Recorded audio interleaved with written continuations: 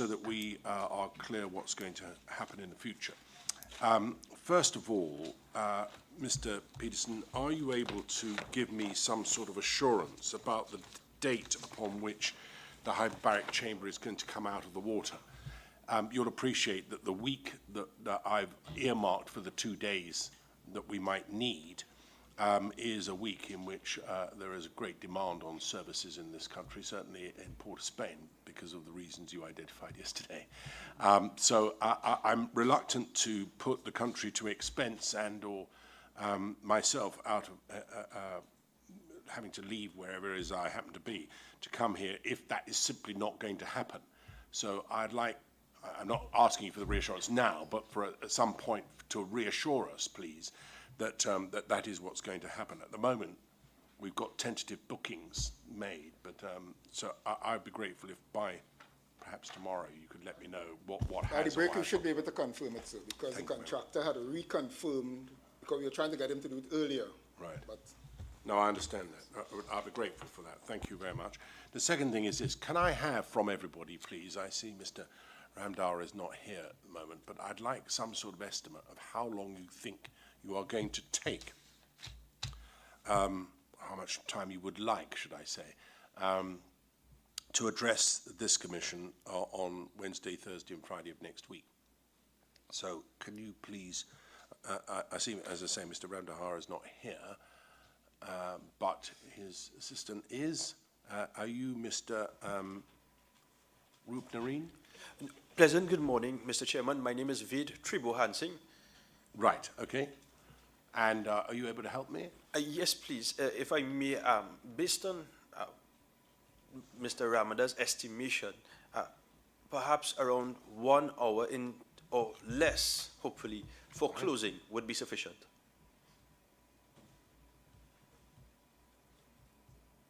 Thank you. Who else? Mr. Pigas. Yes. Good morning, Mr. Chairman.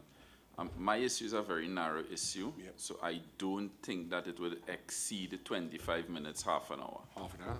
Thank you very much.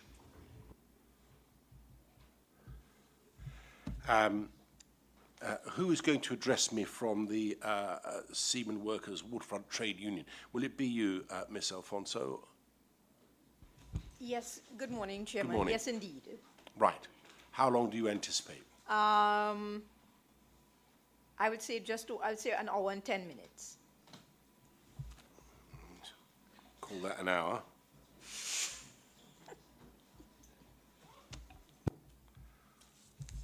Cut the 10 minutes off if you would, please. I will do my endeavor best. Right. Mr. Chairman. And then, is there anybody else who is seeking to address the Commission? No? No? Good. All right. Well, Mr. Peterson. Mr. Chairman, could we give that to you by in the morning, opening of business? Could you give it me by the end of today? We'll try. If I am to address, it would be shorter. Mr. Mutu, he tends to be very long, did you say, or young? Very protracted. More protracted, right. Well, I leave that for you to work out between you. I had in mind that you might each be, you and Miss Kamini Prasad Maharaj, an hour to 2 each. I'm prepared to agree to that. That doesn't sound far off, sir. But I would need some persuading as to why you'd want more than 2 hours. I would have been indicating to Mr. Chair that that is the time period I'm looking at as well. Couple of hours? Within 1 to 2 hours. Right. Yes. Do you think, Mr. Peterson, that is a realistic estimate, just so that we have some... It sounds realistic, sir. Yeah. I mean, if it's going to go way beyond that... No. Yes. I would be surprised, but yes. Yeah. All right. Yes. Well, so I'm going to give, if I make the allowance that each other party will have up to an hour, I shan't seek to cut anybody off if they stick to that. I might become a little unhappy if it goes beyond the hour for everyone else, but for the two principal teams, as I see them, up to 2 hours. All right, that will give us plenty of time. I'm told by Council Mr. Maharaj that he's likely to be a couple of hours as well. That does mean that we're likely to have a shorter day on the final Friday of next week. So that would be very helpful to know that that is the position. Thank you very much. We are, I think, ready to start, are we not, Mr. Maharaj? Good. Our first witness this morning is Mr. Paul Yearwood. Yearwood, And right. the summary of that witness would be done by Mr. Ronnie Vicessa, Mr. Chair. Thank you.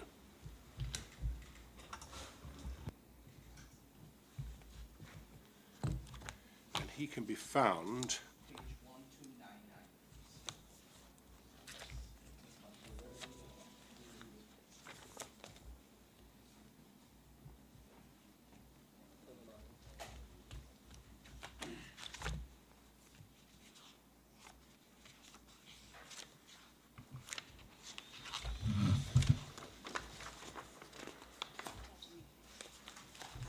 I, Paul Yearwood, solemnly swear solemnly swear that the evidence that the evidence I shall give to this Commission in this case shall be the truth, shall be the truth, the whole truth, the whole truth, and nothing but the truth. and nothing but the truth.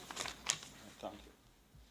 Yes, do sit down, Mr. Yearwood. The water's there for your benefit. You'll need to move a little closer to that microphone so that we can hear you clearly. No problem. All right. Thank you for coming. Mr. Mr. Bissessar is going to give a summary of your evidence, all right? Okay, no problem. You've provided us with a statement. He's going to summarize it. Please listen carefully, and if it's an accurate summary, you'll tell us at the end, all right? All right, That will serve as your evidence in chief, and then we will have a number of questions. I think Mr. Maharaj has a number of questions for you, and then the others may also, all right? Okay, So make yourself comfortable and listen carefully to what Mr. Bissessar has to say. Thank you very much. Thank you, Chair. Mr. Paul Yearwood was Paria's Health and Safety Executive, HSE, Coordinator, reporting to Randolph Archibald. Mr. Yearwood had upwards of 13 years' experience in HSE operations and has held the position at Paria since January 2019. He says that several Kenson HSE specialists reported to him. Mr. Yearwood provided a witness statement dated 16th August 2022 to the Commission, which is at WB 1299, but declined to be interviewed by counsel to the Commission. Mr. Yearwood's role as HSE coordinator required him to develop and coordinate the implementation of a company-wide Health, Safety, Security and Environment HSSE management system. In June 2021, prior to the award of the contract to LMCS, Mr. Yearwood assigned Kenson's Mr. Ryan Nanton, HSE specialist, to be part of an internal team to review LMCS's method statement, risk assessment, and emergency response plan. Mr. Yearwood said that the purpose of the review was to ensure that LMCS understood what it was contracted to do, that it had identified the safety risks associated with the job, and that it had developed a plan to manage those risks. Mr. Yearwood explains, however, that because the works being executed by LMCS were highly specialized in nature and were not of a kind which Paria had the competence or experience to execute, Paria necessarily relied on LMCS's specialist expertise to identify the relevant safety risks. Mr. Yearwood underscored that he was not involved in the review process and that Mr. Ryan Nanton from Kenson was the HSE person designated for that purpose. He says that Mr. Nanton did not raise any issues with him concerning LMCS's documents warranting his, that is to say Mr. Yearwood's, intervention. Mr. Yearwood further explained that during LMCS's execution of the works, he also assigned Mr. Andrew Dobson, HSE technician, to make periodic visits to the site and to provide HSE oversight. Mr. Dobson's role was to support the maintenance technician assigned to the job to ensure that it was being done in accordance with the permit to work PTW documents and the risk assessment. Immediately following the incident on 25th February 2022, Paria's ICS Emergency Response Plan, the ERP, was triggered, which Mr. Yearwood says was different from LMCS's ERP, and Mr. Yearwood's role in the ICS was to act as HSE officer, so that until he handed over to Mr. Piper, Mr. Yearwood activated and mobilized the ICS and convened the ICT. Mr. Yearwood then described the ICT activities and says that the ICT's response from its experts on Friday, 25th February 2022, was that they were reluctant to enter the pipeline to attempt to rescue the divers due to safety concerns. Mr. Yearwood said that in convening the ICT, he requested that a record be made of the events as and when they were occurring, and that Mr. Nigel Sandiford, Kenson's HSE technician, was performing the role of scribe before the arrival of Ms. Shelley Mirage. He recalls receiving information that an LMCS rescue team was on site and had entered the habitat, but saw no one inside. Mr. Yearwood also said that prior to his arrival at the Incident Command Post, the ICP, at about 3:59 p.m., he requested certain persons to contact Kazim Ali Sr. to send a representative from LMCS to join the ICT. He said he called Kazim Ali Sr. himself at about 4:50 p.m., who told him that he would arrange to have an LMCS representative at the ICP. Mr. Yearwood says he never heard further from Mr. Kazim Ali Sr. in that regard, and to his knowledge, no one from LMCS made themselves available to join the ICT or to assist the ICT, nor did Kazim Ali Sr. at any time discuss the rescue plan. At about 4:55 p.m. on Friday, 25th February 2022, Mr. Yearwood apprised Mr. Colin Piper, Incident Commander, of his efforts in relation to the incident up to that point. Mr. Yearwood said he observed Christopher Boudram being brought on shore, and Mr. Boudram was able to communicate with people on site. Mr. Yearwood also describes the events on Sunday, 27th February 2022, at two meetings convened with LMCS. The first was a morning meeting with Colin Piper, Michael Wee, Kazim Ali Sr., Andrew Farah, Conan Beddoe, and himself, Paul Yearwood, when LMCS proposed that Conan Beddoe be permitted to dive into the pipeline to remove 3 scuba tanks which were obstructing the progress of a camera. He said that LMCS presented no method statement, risk assessment, dive plan, emergency response plan, or other documents, nor could they provide specifics or details, and Colin Piper requested LMCS to submit documents including an emergency response plan in the event that Conan Beddoe got into difficulty. The meeting was then postponed to later that afternoon at 4:49 p.m. Mr. Yearwood said he received documents from LMCS in support of its proposal at about 2:20 p.m., and he submitted LMCS's method statement, risk assessment, and emergency response plan to the ICT, the dive experts, and Lieutenant Hargraves of the TTCG for their assessment. He recalls that at the 4:49 p.m. meeting, he, Colin Piper, Mushtaq Mohammed were present for Paria, Imtiaz Ali and Hasib Ali for LMCS, Arlene Chow, Patricia King, and Roel Arno for Heritage, together with Rolf Seals, dive expert, Krishna Fuentes, another dive expert, and Lieutenant Hargraves of the TTCG. Mr. Yearwood explains that at the meeting, all parties, save for LMCS, raised questions and concerns about the documents presented by LMCS, and the experts advised that LMCS still did not demonstrate that the proposed exercise could be conducted safely. Finally, that Mr. Mushtaq Mohammed then decided that Paria would urgently explore other options having regard to the risks involved in LMCS's proposal. Mr. Yearwood, do you agree that what I have presented is a fair and accurate summary of your witness statement dated 16th August 2022? I agree that is a fair and accurate statement. Thank you. Thank you, Mr. Yearwood. What's going to happen now is Mr. Maharaj is going to ask you some questions on behalf of the inquiry, all right?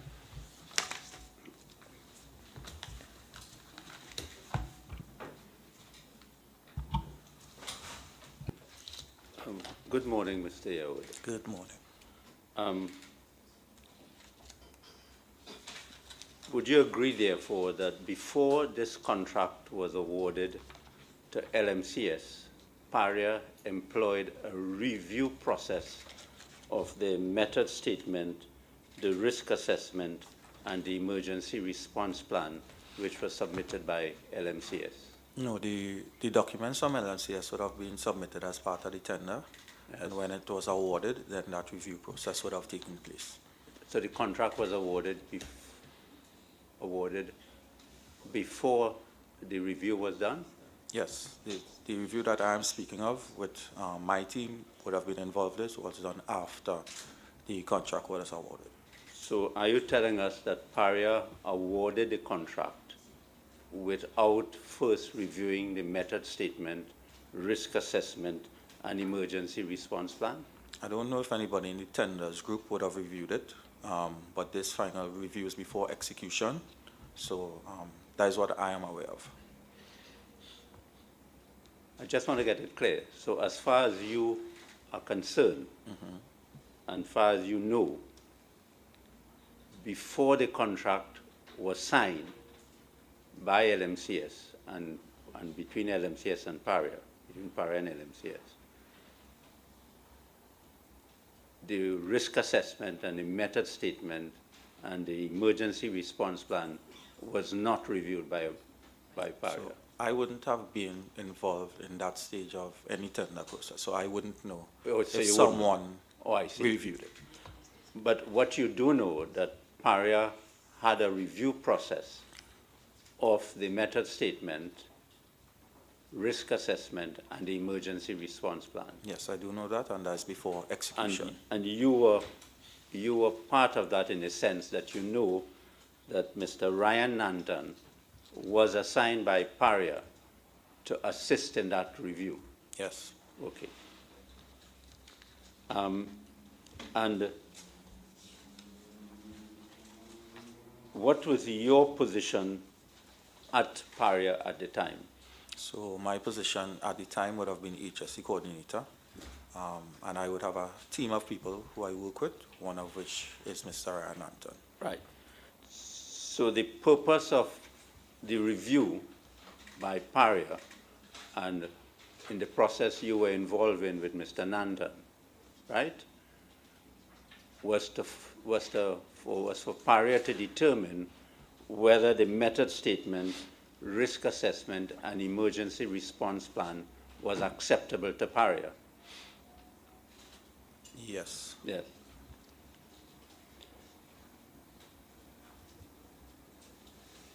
And one of the purposes of that review was for Paria to be satisfied that all the risks associated with the works were identified.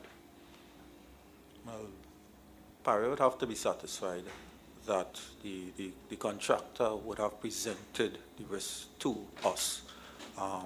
So there are different people on that team with different disciplines, and they would all look at what is presented with regards to their specific discipline. But as far as you know, as the officer there involved with Paria, and you were involved in having this review process done, would you not agree with me that Paria wanted to be satisfied that all the risks which were associated with the works were identified?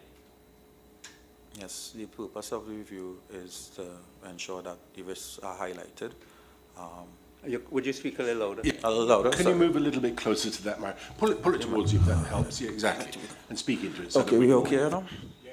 All right, no problem. Sorry about that.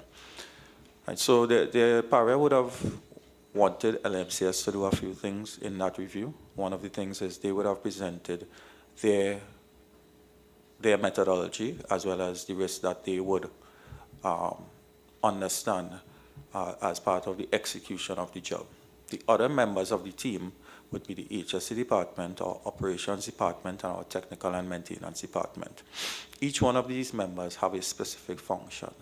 So the HSC personnel team, who would have been Mr. Nanton, would look at the occupational safety and health risk, and he would look for gaps in that respect. We also have the technical team and operations team to bring forward information within that review about the risk associated with Paria. So the parties work together in the team to come up with a satisfactory document So it's satisfactory to all the parties there, including the contractor. Right. Can I just understand that? So these different teams all have their own interests and expertise. Right. So there's one team, and the team has these people in it. Right. You said there's HSE. There's HSE. There's technical. Technical. And operations. Operations. Right. As well Each bring different different things to the table, right? Competence. So it's analogous to doing a risk assessment. But what would have happened, the meeting is now virtual, right? So there's that meeting of everybody to do. Yeah. And it doesn't matter if you're sitting in the room like we are now, or whether you're doing it on a screen, and we all experienced that with COVID and so on. So, correct. But the representatives of each of those teams are all present in one meeting. In one meeting. Right, and that's part of the review process. That is part of the review process. Of the submission that has already been contracted with Paria. Yes. So what would happen is, if any of the members of the team are unsatisfied with regard to something specific to their discipline, then the modification is made at that point before the execution of the job. But I think what Mr. Maharaj was after, and what I want to know is, are we at a point where the contract has already been awarded? Yes. Right. So this review with these different departments takes place after the contract has been awarded. Yes. To iron out issues that might arise from each different department. Correct. Ultimately, you as health and safety would presumably be able to say, well, whatever you want to do, Mr. Technical, you can't have that because there is an issue here with health and safety. Yes. So let's sort that out first or last. Yes? Yes. Right, I'm with you. Thank you. So, after this review process was done, was Paria satisfied with the review? Well, the team would have been satisfied as a whole. The team would have been satisfied, and that team is the internal multi-departmental team of Paria. Well, the team includes the contractor as well. As well as the contractors. As well as the contractor. So both Paria and LMCS worked together, and they were satisfied with the review. They were satisfied. And therefore the works could have then proceeded then. Yeah, so then you proceed to the permitting process, and the works proceeded. were allowed to go ahead. Right. Do you at that point have, when you're having this meeting, does each of these parties have in front of them the method statement as put forward by LMCS? Right, so what would happen, they will usually send emails with it prior to the meeting, as well as the document will actually be presented at the meeting and gone through step by step. Right, that's what I want to. One of the documents that you would be reviewing, the team would be reviewing, is the method statement. Yes. Right. Yes, thank you. The method statement and the risk assessment and the emergency response plan. Yes. And that was reviewed by the team, which included both Paria representatives and LMCS. Yes. And at the end of the day, it was found acceptable and the works could have proceeded. Yes.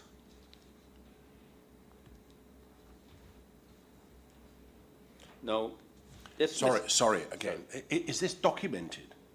Is this meeting minuted, documented in any way? So, right, you're HSE, or one part of this, and you say, well, look, I'm unhappy with X. So is that then documented? How you're then going to deal with X? Well, what would happen coming out of the meeting, if there are any changes to be made? Right, changes. Then the documents, there are no minutes as such. However, the document would be amended and resubmitted, and persons would say that they are okay with it. The document, let's say we're dealing with the method statement at Yes, this stage, and I appreciate Mr. Maharaj asked you about all three particular documents, but Correct. dealing with the method statement at this stage, you've got the method statement in front of you, whether it's on screen or a physical copy of it, and each of you are going through this and identifying issues that might arise, yes? Yes.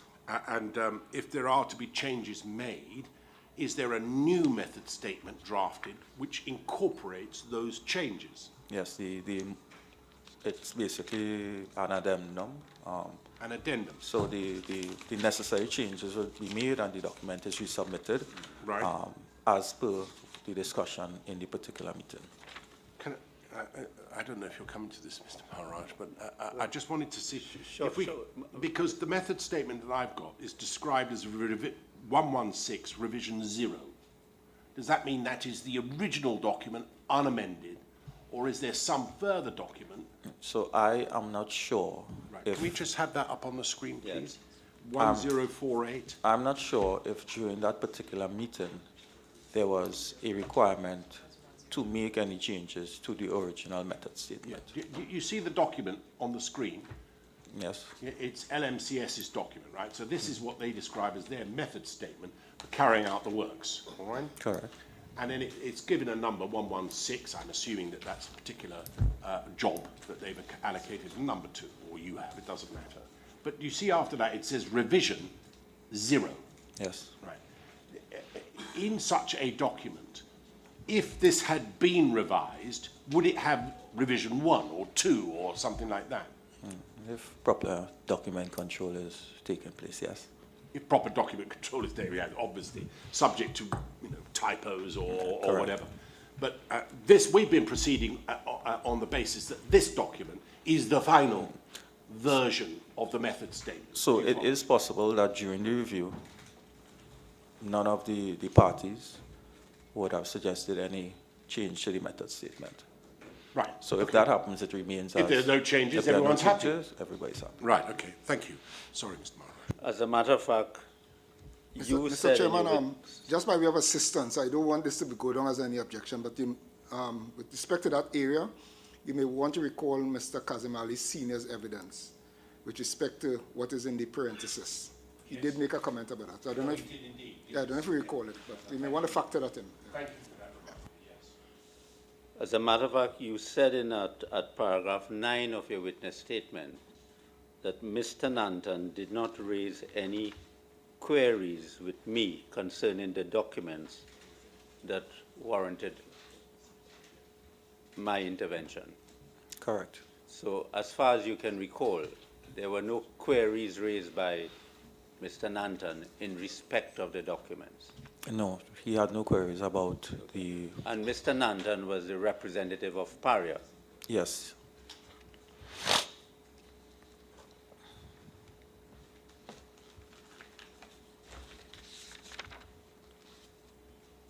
Now, this Mr. Nanton, Mr. Ryan Nanton, is he still employed at Paria? Yes, he is.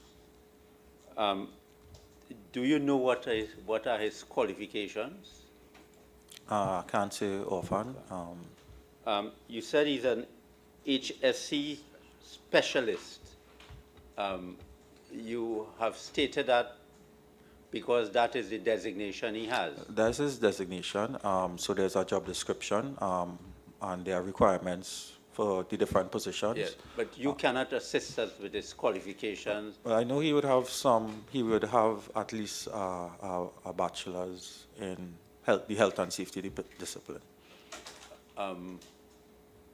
You know that as a fact? I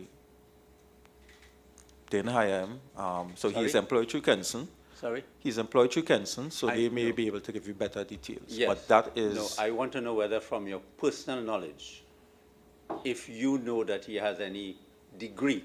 Yes, I know personally that he has a degree. Do you know in what? I know degree? it's in health and safety. I'm not exactly sure what's the Okay. full name of it. And how long has he been working at Paria? Probably a little more than 2 years. More than 2 years. Is there any reason why in your witness statement you did not exhibit his qualifications or well, anything to show that he's an HSE specialist? I would have wrote the witness statement as best as I could. I'm not familiar with writing many witness statements, but I'm here to clarify anything that you would like to know. Okay.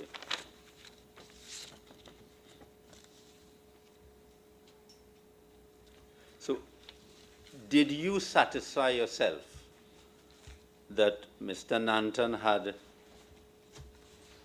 the competence to identify the hazards in these documents? Yes, I am satisfied that he has the competence to identify apparent occupational safety and health hazards. What are your qualifications?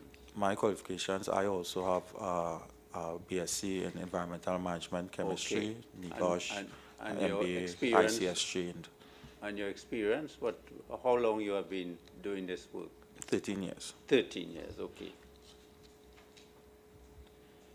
So, but you would agree with me that nowhere in these documents, method statements, or any of the documents, which you raised no queries about, was there a hazard of delta P identified? No, it was not identified. Can I ask, why was Mr. Nanton assigned this particular task? It is a task assigned to him as part of his job function. So this review is not only for this particular job. This is a regular part of the process at Paria. So there are several reviews of several jobs on a daily basis, and this is part of the job that he performs normally. No, I follow that, but I mean, on any view, this was an unusual scope of work. How often do you replace risers under the water? Not very often. No. On any view, it was an unusual scope of work. Correct. Right. It had with it inevitable hazards. Yes. Because it was both unusual and dangerous. Yes. Why was it thought necessary to assign somebody other than the people that actually work for Paria to do that job? Mr. Nanton, I mean. Well, Mr. Nanton works for Paria through Kenson. Yeah, but he's not a Paria employee, is he? Are you more experienced than Mr. Nanton? Yes, I'll be more experienced than Mr. You are more experienced. You've been doing it longer. I've been doing it longer. You may well have better qualifications. I would suppose so. He was operating under your authority. Yes. Why didn't you do it? At the time I made the decision to assign the task to Mr. Nanton, based on my experience with working with him. So I would have done several of these types of reviews with him, and I would have been satisfied that he would be able to play his role on that team successfully. All right. I'm not criticizing that. I just wanted to be clear that you didn't appoint Mr. Nanton to do it because he had greater knowledge of this type of work or was more experienced than you were.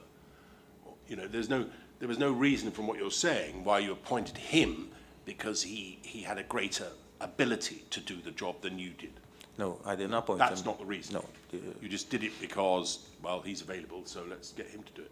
Well, it's part of his regular job duties, and I assigned that task to him. Thank you. But Mr. Nanton, although he was Kenson, supplied by Kenson, he was working at Paria as a Paria employee. Yes. So he was part of Paria establishment or staff as you were part of Paria's establishment. Yes. But if it is that Mr. Nanton had this expertise and you had the expertise, how would you, I don't understand you saying in your witness statement at paragraph 7 that Paria did not have the competence or experience to execute the job. And if they didn't have the competence and experience to execute the job, how could they have the competence and experience to review the works for the job? So as I would have indicated before, the team comprises of different persons. Mr. Nanton's role is on that team is to identify the apparent occupational and health and safety risk. There are some specialist risks, as we would know, that he will not be competent to review. Right?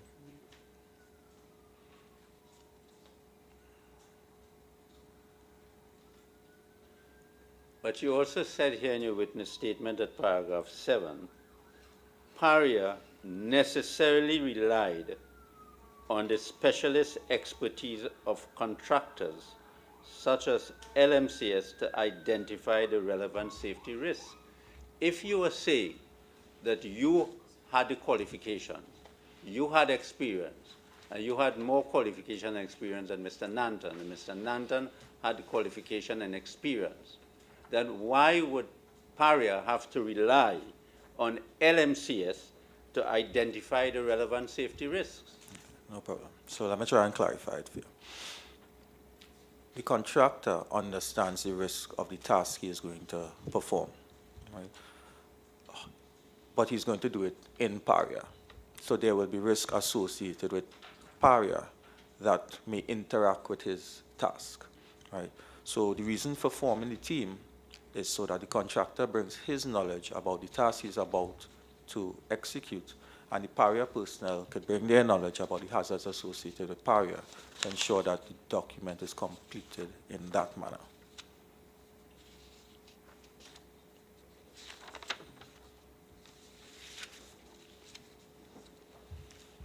So it's not really a review of what they say the risks are. What you're doing is to look at it from Paria's point of view and saying, well, what are the risks to Paria and its Well, employees? what the persons from Paria would generally bring is they will say to the contractor, these are the risks that we are exposing you to, right? Because you're going to work here, right? The contractor will bring their knowledge about the actual task that is going to be executed. So when you combine it, the intention is to get a document that covers all the risks associated with the work. Well, all the risks that have been identified That have been by identified. either them or you, and or both. Correct. Right. So, but because you say they're a specialist firm, you relied on their specialism, and you're not in a position to have reviewed any risks associated with that specialism. So, because they are a specialist firm, we would expect that they would present the risk associated with the task. Yeah, but if they're wrong, you're going to be wrong too, because you can't review it. No. I understand that. I'm not having don't misunderstand me. I'm not out criticizing you. I'm just looking at it from a corporate point of view. No problem. The policy is that where a specialist, as you characterize it, firm, is being employed to do the job, they identify the risks, and you're not in a position to be able to review those risks because you simply don't have the expertise. That's a fair statement. Right. Sorry? That's a fair statement. Right. It follows from that given the hazardous nature and unusual nature of these works, there was an option to employ someone who did have that expertise. The option does exist. And I appreciate it's not within your remit, but nonetheless, somebody must have considered or should have considered whether or not to employ outside contractors to review it. I mean, it wasn't considered at the time, and this is the process which we have followed for this job and several other jobs. I do understand that, and I can appreciate that there are inevitably costs involved, but where you're dealing with a particularly hazardous situation and one which you have little or no knowledge of, that would be one example in which your firm might have employed some contractor to do the task that you are unable to do. As I said, it's something that could have been considered. Right. It wasn't. It wasn't in this Thank case. All right, Mr. Yeo, let's go to another aspect of your evidence, the incident itself, right? No problem. At paragraphs 22, 23, and 24 of your witness statement,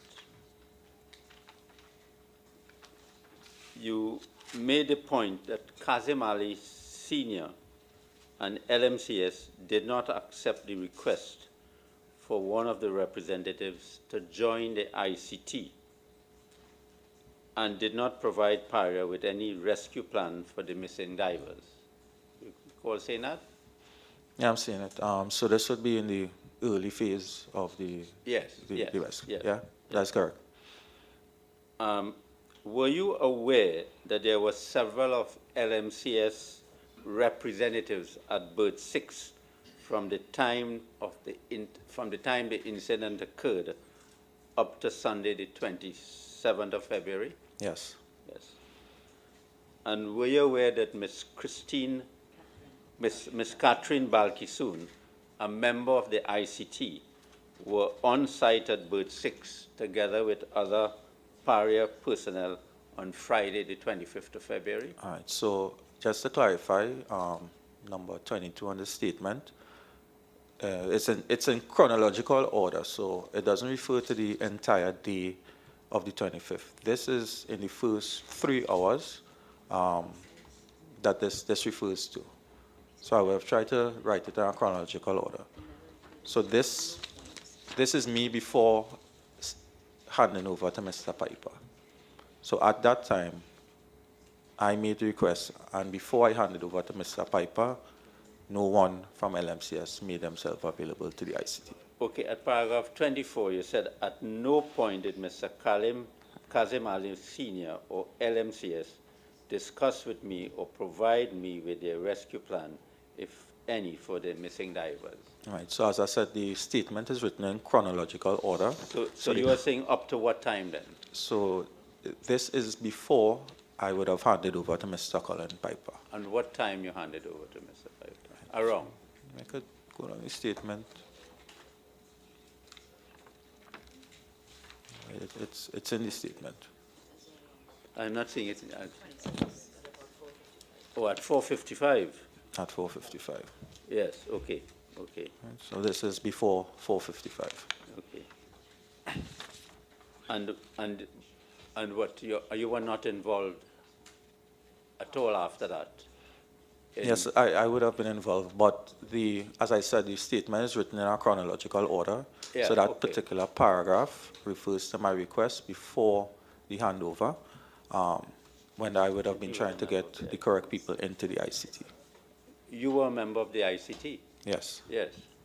And so would you not agree that the ICT would have known, and you would have known, that Ms. Catherine Balkisoon was at Bird 6 in contact with LMCS personnel? Yes. Yes. And you would have been aware that Ms. Balkisoon would have obtained information from the LMCS personnel. Well, Ms. Balkisoon would have relayed any information to the incident commander in her role. So After I handed over to Mr. Piper, I would have reverted to the position of HSE officer on the incident command team. But as a member of the ICT, yes, you knew Ms. Balkisoon, as you said, was there at Bird 6, okay? Yes. And you would agree with me that the ICT had access through Ms. Balkisoon to get any information they wanted to know from the LMCS persons at Bird 6. I really can't answer for Ms. Balkisoon. No, I'm asking you to answer as a member of the ICT. You were at the ICT meetings? I would have been at ICT meetings. Sorry? Yes. And you know that the ICT was in contact with the persons trying to get information? Yes. And if, as a member of the ICT, you know Balkisoon was at Bird 6, then the members of the ICT would have known that Catherine Balkisoon was at Bird 6? Yes. So the question I'm asking you, that the ICT would have had available to it, if it wanted information from Ms. Balkisoon as to what was happening at Bird 6, to get information from Catherine Balkisoon? They would have been able to get information from her. Yes. And did the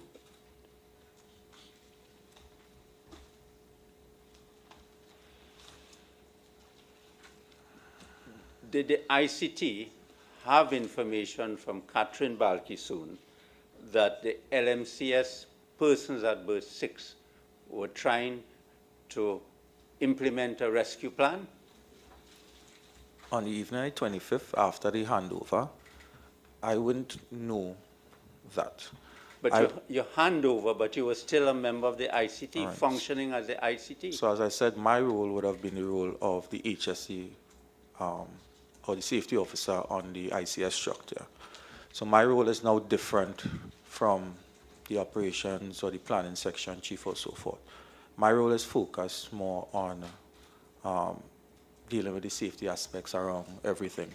So I would have been involved more in ensuring that there would have been adequate medical facilities at the triage area for anybody coming out of the situation.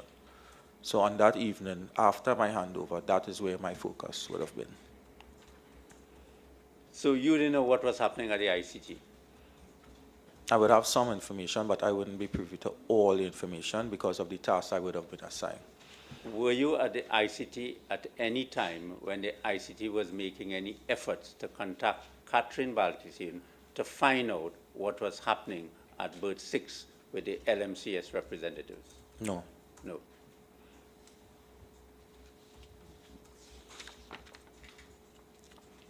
Mr. Yearwood, were you in the same room at all times? No, with I the wouldn't team? have been in the same room at all times.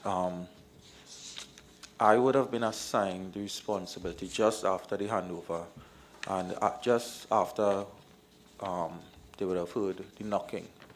I would have taken my team to the launch landing to ensure that they were ready to receive persons. Your team? My team. HSE personnel? My HSE Right. personnel. So, to be fair to you, whilst you were a member of the IMT, you weren't there all the time No, I would not have been there all the because time. you had specific tasks that would take you outside of that room. Correct. Thank you. Okay. At paragraph 30 of your witness statement,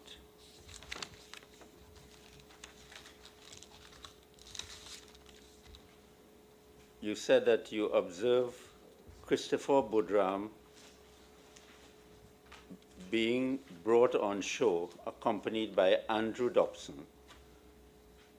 I saw him being aided and handed over to the ambulance. Mr. Boudram was able to communicate with people on site and use a cell phone to contact a person whom he identified as his wife, correct? Yes. And Mr. Boudram has told us at page 51 of the transcript when he gave evidence on the 22nd of November, lines 1 to 6, and he stated when he came out of the pipe, he was focused and he was debriefed, and that Paria could have gotten everything they needed from him. Question I want to ask you, Christopher Boudram, from what you saw, as you said, was able to communicate, was able to talk, and he was conscious. Yes, he was able to communicate and he was conscious. And that you could have spoken to him and get information from him. Could have gotten some information from him. In other words, if you had instructions from the ICT to talk to Boudram to find out what was the conditions in the pipeline, you could have spoken to him. I did speak to him. You did speak to him. Did you ask him the conditions in the pipeline? No. Did the ICT give you any instructions to find out from him any information?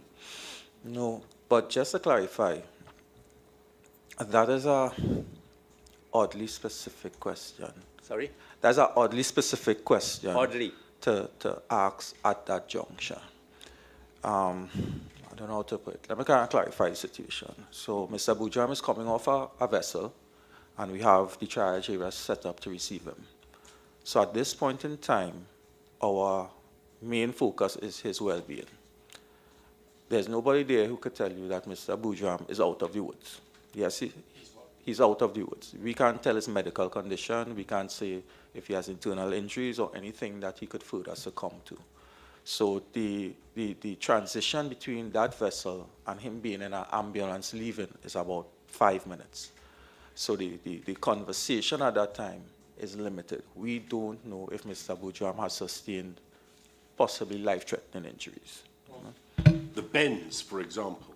For example. He's been at 60 or 70 feet below sea level for the last 2.5 hours. Correct. So the focus at that triage area is to get Mr. Boudram to seek medical attention.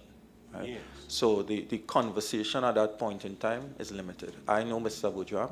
I would have asked him if he's all right, and I would have asked him what happened. Right? At that time, he would have said to me in layman's terms, we got sucked into the pipeline, and he would have expressed his wish that we would go back for the rest of the fellas. At this time also, he's receiving questions from the medical staff there who are attending to him. So they are asking him medical-based questions. So this is a 4 to 5 minute gap. So, and that's why I say it's oddly specific that somebody will be able at that transition period to ask him about conditions in the pipeline. I could understand that. I could understand that. But you were saying that you were concerned with the well-being of Mr. Boudram. Yes. But weren't you also, was he not also concerned about the well-being of the other persons who were in the pipeline? Of course I was. And as a member of the ICT, wouldn't you have wanted to get information from Mr. Boudram as to whether these persons could be rescued, the conditions in the pipeline or anything like that?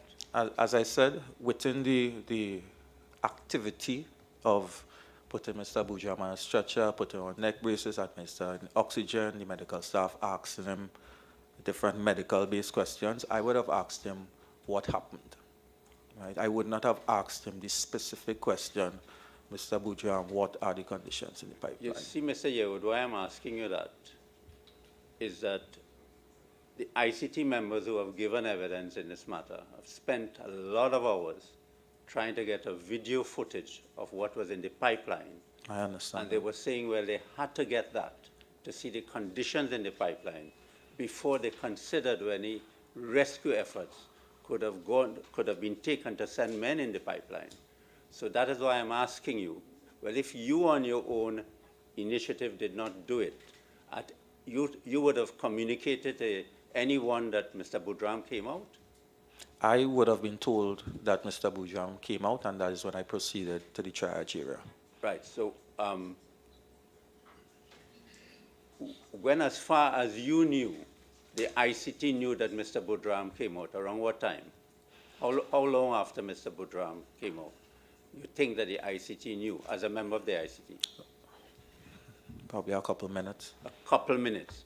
During those couple minutes, did they tell you, or are you aware of any steps taken by the ICT for either you to go with Mr. Boudram in the ambulance, to talk to Mr. Boudram, to get any information from Mr. Boudram? So I would have asked for one of my team to accompany Mr. Boudram. So did you ask for one of your team? Yes, I did ask that question. And for what purpose? So as we said, the primary purpose at that point in time is to ensure that Mr. Boudram receives the best medical care. Yes, so Mr. Boudram is going to the hospital. Correct. So I want one of my guys to go with him. Just to go with him, not to ask him any questions. Well, the person at that point in time would be able to get information. But who was the person you asked to go with him? I didn't ask anybody specifically to go with him. I would have asked the attendants from GMRTT to allow one of my persons to go with him. But did you do that? Yes, I did. And did someone went with him? No one went with him. The persons from GMRTT indicated it's not their policy at that time to allow anybody to go in the back of the But ambulance. as a man involved in safety, and this is your job for 13 years, you said, right? Mm-hmm. One diver came out of the pipeline. Right. 4 divers inside the pipeline. You would have known then, there and then, that if you had to have a rescue of these men in the pipeline, it had to be done quickly. Well, at that time, I didn't know where the men were. At that time, you didn't know where the men were. I knew that Mr. Boudram came out of pipeline. I didn't know if all the divers came up at the same time. I didn't know. No, but didn't you just tell us that Mr. Boudram told you? Right, so he said to go back for them. Yes, go back for them, well, where? But I don't know. When he told you go back for them? What I'm saying is, I do not know exactly what he meant when he said go back for them. But did you ask him what he meant? As I indicated, the situation at that time is a limited time window with a lot of activity, and we would have asked Mr. Boudram what we could, given the circumstances. Just before you leave this topic, Yes. can I ask you, first of all, You saying that the ambulance staff told you, when you made the request for someone to accompany Mr. Boodram to the hospital, that it was not their policy? They told me it was not permitted. I would have investigated. You said not their policy. Which is it? Not their policy or not permitted? I was not permitted to send somebody with it. Not permitted. I was so not I should permitted. scratch out not their policy. You can scratch out that. Right, I'm going to scratch that out. Not permitted. They were not permitted. Did they say why? They didn't say why at that point in time. As I said, the circumstances dynamic, but I would have found out why later on. And the reason was, at that time, we're still going through COVID. COVID. So that is why they were not allowing persons to Right. go to the back of the ambulance. So let me understand this. This man has come out of the pipe after several hours of being in it. He is brought out by other divers, Yes, held in the hyperbaric chamber for a little while because of the bends. correct. He's then transported from there onto the... No, there was no hyperbaric chamber there. I Well, beg- I don't know if they held him because of the bends. Well, whether they did or not, we've heard evidence about it. Either way, he was held in the hyperbaric chamber for a little while, for whatever reason, right? He's held there by other divers, Correct, and then brought to the surface and onto the berth, correct? correct, He's then taken from there onto a boat correct, and transported by boat to the jetty. correct. All of that takes time, and he's with other people who are trying to save his life. Yes, And he is now on the boat. He gets to the jetty, and at the jetty he is met by ambulance staff from the hospital and Correct. by you and others. Yes. Correct. He's then put on 5 minutes while I was waiting there, and then he's put onto the ambulance. And at that point, you're being told he cannot have someone accompany him because of COVID regulations. well, that's what I would have found out after. You didn't understand it was COVID regulations. I didn't at the understand time. it was You COVID. subsequently discovered that he was not allowed to have anybody else in the ambulance with him because it was COVID regulation not to. Yes, Right.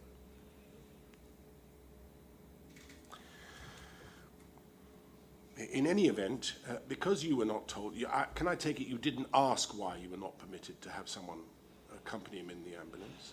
I didn't ask the question, as it was a split-second decision, and I really I'm wanted not him to... criticizing that. I understand this is a dynamic situation, all As I said, happened rather it's, suddenly. you really want to get this guy to seek medical attention. Yes, I get that, but he's alive. There are 4 other people in the pipe who are not, perhaps. And what's important is for you and the IMT to know as much as you possibly can about the other 4, Yes. isn't it? I mean, hallelujah, this man has managed to crawl out under his own free will and through tremendous effort to get out of the pipe. That's what he's done, isn't it? You knew that. Yes, And the fact is that he was best placed, as Mr. Maharaj was asking you, to tell you, the IMT, the conditions in that pipe. well, I believe he would have... What he told me is to go back for the others. Yeah, right. So pausing there for a moment, if he's saying to you, I think he was saying, we've heard evidence that he's saying, Faizi's right behind me. You know who Faizi is? Yes, Right. Faizi's right behind me. Go back and get him. Go and get him. And was he saying to you that the others were alive and in the pipe? he didn't use the words alive at that point in time, but he expressed the need to go back for them. Right. So he didn't say to you they're actually alive. Did you ask him? I didn't ask that specific question. Well, But I would assume that if he's telling me to go back for them, that you assumed they were that alive. they are alive. Right. So you knew or believed at that point in time that he's got out of his own free will and that there others are in there and they're alive. Yes, You also understood how important it would be to discover as much as you possibly can about the conditions. Right. So as I said before, when he says go back, at this point in time, I am at the landing. I don't know if all the divers came out the pipeline Right. and they're still in the chamber. So when he says go back for them, I don't know if he means go back Maybe in the they pipeline. all just came out together. Maybe they all just came out together. So the focus for me at that point in time is to ensure that I have enough medical assistance at that landing to cater for whatever eventuality may come to Is me. it realistic, though, Mr. Yearwood, if they'd all come out at the same time, that he would be the only one on the boat coming to the shore? Well, as I said, I didn't understand fully the circumstances. The details are coming in. So they may have been just at the surface, they may be, but I would have been preparing to receive other persons coming in. Anyway, nobody went with him in the ambulance. Nobody went with them in the ambulance. Thank you, Mr. Morrow. So Yearwood, but according to you, he told you go back for them. Yes. Where you thought the others were. They could have been in the hyperbaric chamber, they could have been just in the pipeline. But did you go back for them? It wasn't my role at that point Did in you time. take steps to go back for them in the hyperbaric chamber? So at the point in Did time, you take steps for them to go back in the so hyperbaric at the chamber? point in time, I was assigned to do a specific duty. For persons who understand the incident command system, you play a role in that specific system. But here it is, you're a member of the ICT. One man comes out and he tells you, go back for them. So what, did you communicate, did you try to find out where they were? So what I would have done, I would have relayed all the information that I would have gotten from Mr. Boudram at that point in time to the members of the ICT, including the incident commander. And you're the safety officer of Paria. I'm the safety officer on the ICT.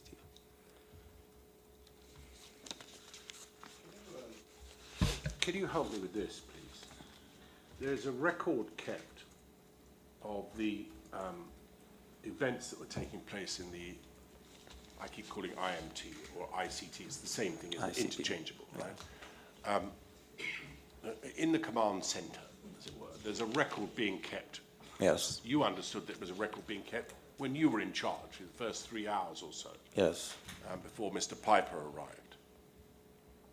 That record is supposed to reflect all the major events that take place, is it not? yes, So you're relaying the information that you had direct from Mr. Boudram back to the ICT. Yes. Should have been recorded, shouldn't it? it should have been recorded. Yeah, it isn't. Or at least what you've been telling us isn't. That's a flaw, isn't it, in the system that was being adopted by the ICT, that it doesn't record. You're telling the ICT precisely what you had learned from Mr. Boudram. Because that's quite important, isn't it?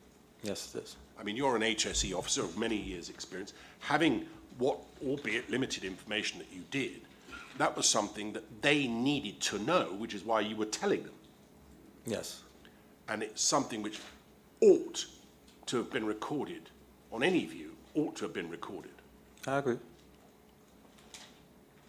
I appreciate you weren't there, so you can't say why. But that you can look at it if you wish, but it's clearly the case. None of this is being recorded in the ICT. You don't know why. I wouldn't know why. I would have relayed the information as I got it. When did you first discover that the reason why nobody was allowed to accompany Mr. Boudram back to the hospital was because of COVID restrictions? Sometime later, I mean, hours later. not hours later, days later after the incident. Days later? Yeah. All right. All right, thank you. Could you tell us, well, what was the purpose of you wanting someone to go with Mr. Boudram? I wanted someone to go to Mr. Boudram to ensure that he got the best medical care. If there were any troubles or any assistance that we could render to him, that person would be able to relay that request directly to me.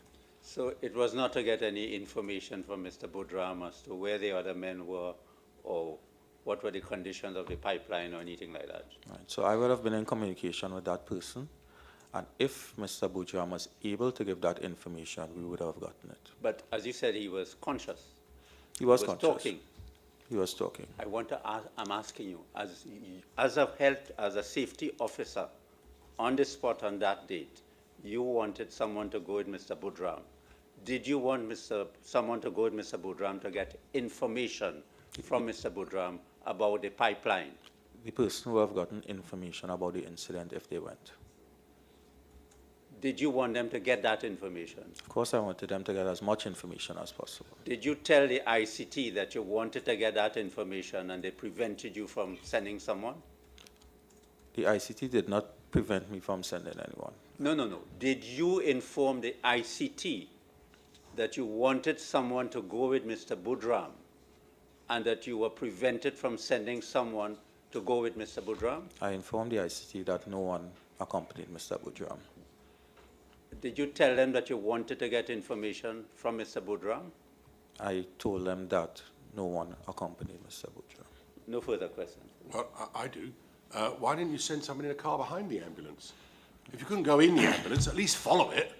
I mean, if your primary purpose was to ensure the well-being of Mr. Budram, rather than getting information, then it really didn't matter whether you were in the ambulance or following it, did it? No, it didn't. Right, so why didn't you send someone to follow the ambulance? And so I would have, as I said, I would have relayed the information to the ICT, and then I go back to my role. So Yes, your role, I would have as gone you back- told us, forgive me, your role, as you told us, was to focus on the well-being of those who were to be rescued, Correct. if they were ever to be rescued. That was your focus. 'Cause your focus changed after you handed over to Mr. Piper. So using that focus, did you not think the well-being of Mr. Budram was primary concern, and if you weren't allowed in the ambulance, to follow it? I would expect that I would have relayed the information to the ICT, and they would have made necessary arrangements to have someone go to the hospital. Whose job was it to do that? At the end of the day, decisions are made by the incident commander. Is it Health and Safety Executive's job to do that? No. No? Whose job is it then?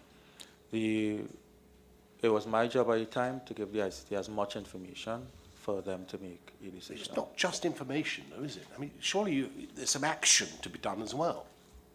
Yes, and I would expect that the action would have taken place.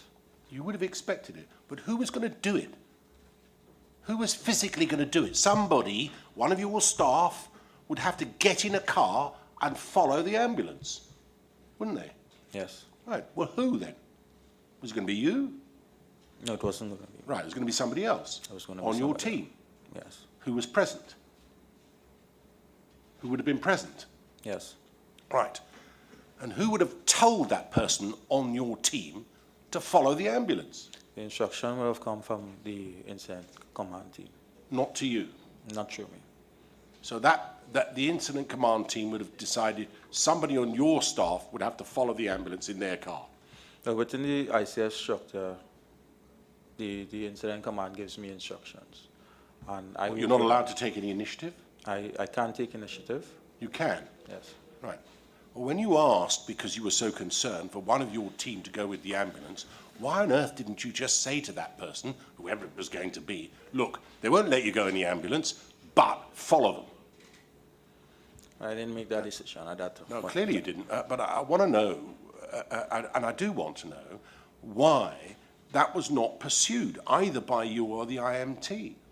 As I said, the focus at that time at the triage area was to receive more persons. You mean you thought they would all just come out themselves? I wasn't sure at that point in time where they were. Yeah, thank you. Right. Are there any other questions from anybody else? Yes, all right. Just one moment, please. I just want to make sure that there's nothing myself I wanted to ask Mr. Yearwood to help me with.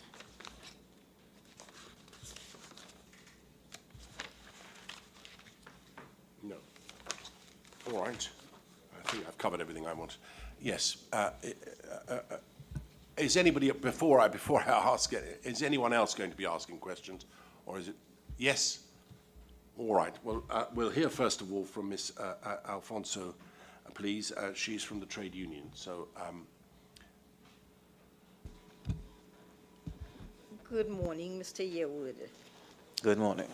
My name is Enquiry Alfonso. I represent the interests of the SWWTU And I just have a few questions. Quite a few of the questions that I wanted to ask have been asked by either the chairman or learned senior, Mr. Maharaj. Mr. Yearwood, I just want to carry you back to where the chairman just left you in terms of his questioning. And I wouldn't berate the point. You've been very clear as to, your priority when Mr. Budram was in the triage area. But just clarify for us, aside from the medical personnel who may have been asking questions about, his medical condition as far as he knew it to be, he was also able to, I gather, borrow a cell phone from somebody and have a conversation with his wife? I observed him using a cell phone while he was still on the vessel. Okay, while he was still on the vessel. And in your witness statement, you referred to he was speaking to his wife, so you have to be close to him. Well, I could hear. You could hear. Oh, so you're very close to him. Close enough to hear. Okay, close enough to hear. So he's lucid. There's medical personnel there, but he's having another conversation. Well, he's not having a conversation. He is talking to someone. I wouldn't say that it was a conversation. I remember him coming down. I remember him thanking Jesus. He is speaking to somebody who is his wife. He is saying, I'm coming home, thank Jesus. So it's not really as if they are having a conversation. Just for my edification, Mr. Yearwood, what would you classify that exchange to be? Well, I would classify it as somebody who just came out of a difficult situation and they're expressing their thanks and trying to connect with someone. And he's speaking with somebody on a telephone? He's speaking with somebody on a telephone. Okay, so he wasn't having a conversation, he was speaking? He was speaking. You use the word a lucid conversation. I wouldn't say it's not a conversation as if we are having here. Okay. Well, thank you for that, Mr. Yearwood. No problem. I will endeavor to be lucid. Mr. Yearwood, I said a number of questions have been asked on this point, so I'll leave you at that point. I would just ask you if you would agree that somebody's phone vibrating on a desk somewhere. Sorry, that appears to be me. Is that you? Yes, guilty. All right, okay. I beg your pardon, Chairman. I have it on silent, but it is vibrating. Mr. Yearwood, you wouldn't agree that in between that conversation, thanking God and go back for the fellas, but you didn't know where the fellas were, you could, slip in a little question about where he came from or where the other persons that you knew to be somewhere else other than the hyperbaric chamber? As I would have indicated, I did slip in that question. The question I asked him is what happened. And he simply responded, what? Could remind me, what did he say? He would have indicated that they were in the pipeline, and then he indicated that he wanted persons to go back for them. Okay, so you knew, Mr. Yearwood, thank you for that. So you knew, Mr. Yearwood, that the persons, the remaining divers, which would be 4, were in the pipeline. You didn't think they were on the surface, as you said before. You didn't think that they were in the hyperbaric chamber, as you said before. As I said, I would not be sure where the persons were. I don't know if all the men came out at the same time.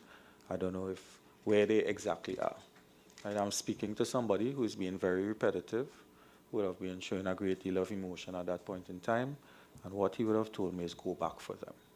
But he told you go back for them, and he would have added, and they were in the pipeline at some point in time in what you were saying, since it's not a conversation, in what you were saying. Right, so he did mention a pipeline, as I said.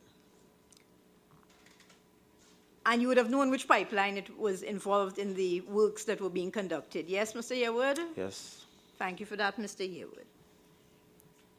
Mr. Yearwood, just for my clarification, because I'm sure I got it wrong when I read your witness statement, you would have said in answer to Mr. Maharaj's questions earlier this morning that your department, the persons that reported to you in your department, became involved in the health and safety aspects of this contract after the tender was awarded. Did you say that? Yes. Okay.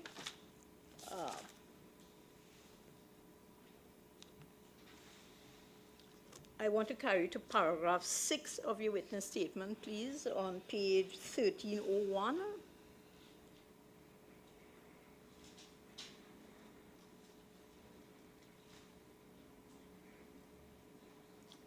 Could you read, are you able to read that, Mr. Beerwood? In or around June 2020. No, okay, let me help you out. I'm sorry, my bad.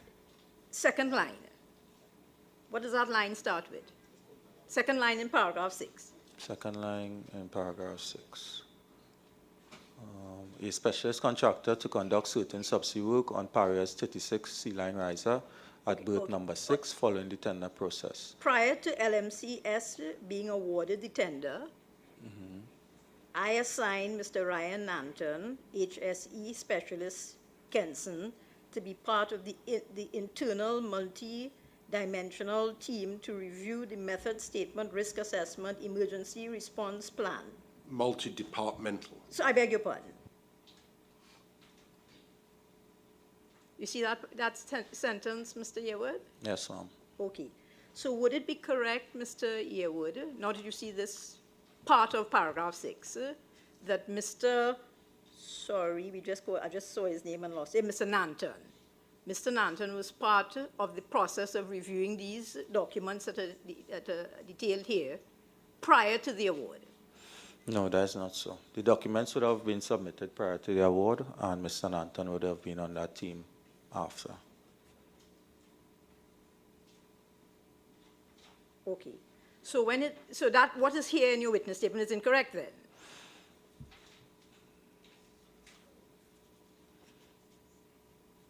Yes. It is, so what is more correct is what you said this morning. Yes. I see that your department didn't become involved till after the award of the contract. No. Okay. So that should say, instead of prior to LMCS being awarded the tender, you should say after LMCS were awarded the tender. Correct. What it should say is that they reviewed the documents that were submitted in the tender. Sorry, I didn't catch the last. Yes, it will be after. So if I change the word in your statement, which says prior to LMCS being awarded the tender, to after LMCS were awarded the tender, I assigned Mr. Nanton, HSE specialist, etc. Yes? That would be correct. Thank you, Mr. Chairman. Mr. Yearwood, aside from Mr. Nanton, you also assigned Mr. Dobson. Yes, I would have. Okay. And Mr. Dobson, you assigned to have some oversight on behalf of your department. I specifically assigned him to be the competent person with regards to the hot work activities taking place on the site. Okay.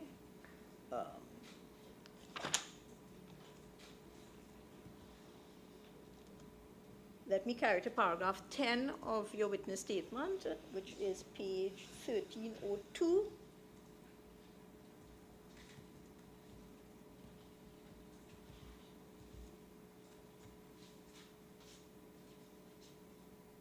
Have you read it, Mr. Yearwood? Yes, I have. Thank you.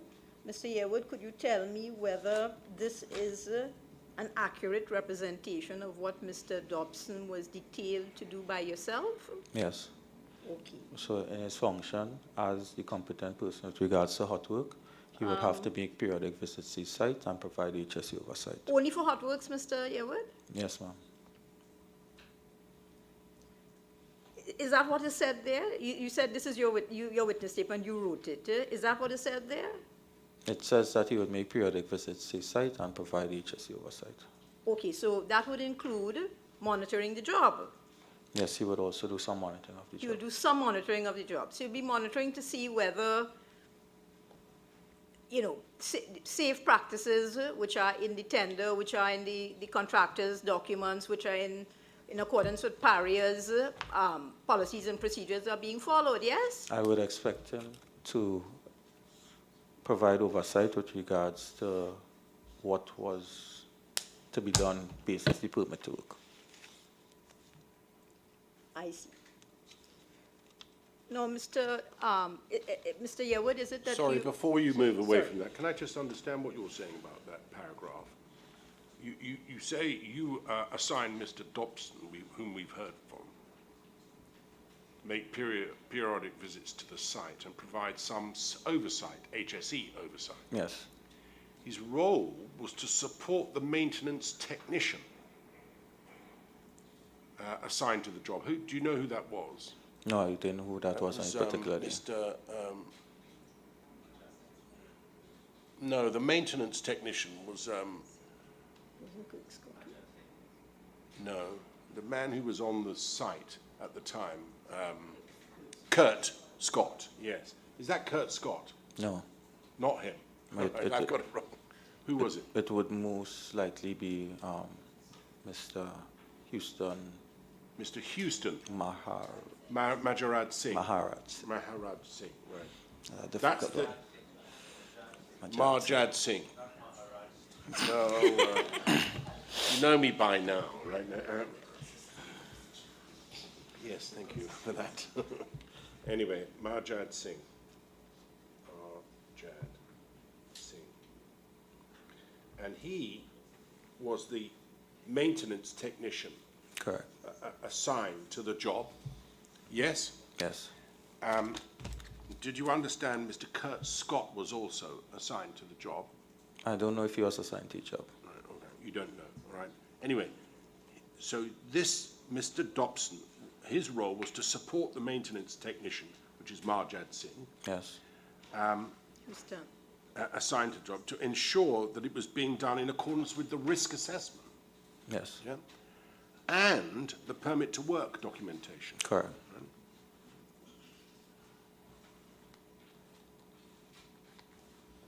So his job,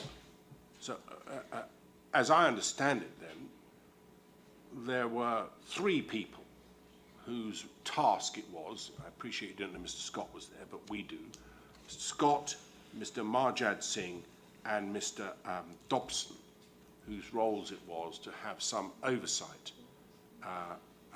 of the work being done, which included the permit to work. Yes.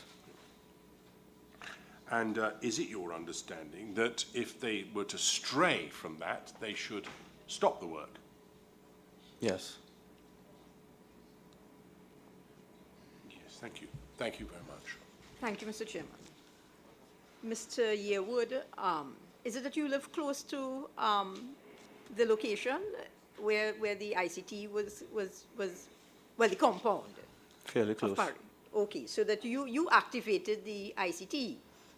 I would have contacted Mr. Piper and I would have been given the instruction to activate the ICT, yes. Okay, but you activated because you were close by, Yes. physically. Physically. Okay. So one of the people that you called aside from your immediate superior, which is Mr. Archibald, yes? Yes. Okay. You called somebody called Shelley Maharaj? Yes. Okay. And you called Miss Maharaj to act in what capacity? I would have called her to specifically log events and data Okay. For the ICT? for the ICT. I see. Now, we've received some documents from Paria which are in handwriting. Is it that Ms. Maharaj recorded certain things in handwriting in the ICT while you were there? Right, so initially, I would have asked one of the technicians to start recording on a whiteboard, I see. and subsequent to that, Ms. Maharaj would have arrived. And how did she record what was transpiring, or telephone calls, or information being received by the ICT? She may have written it down.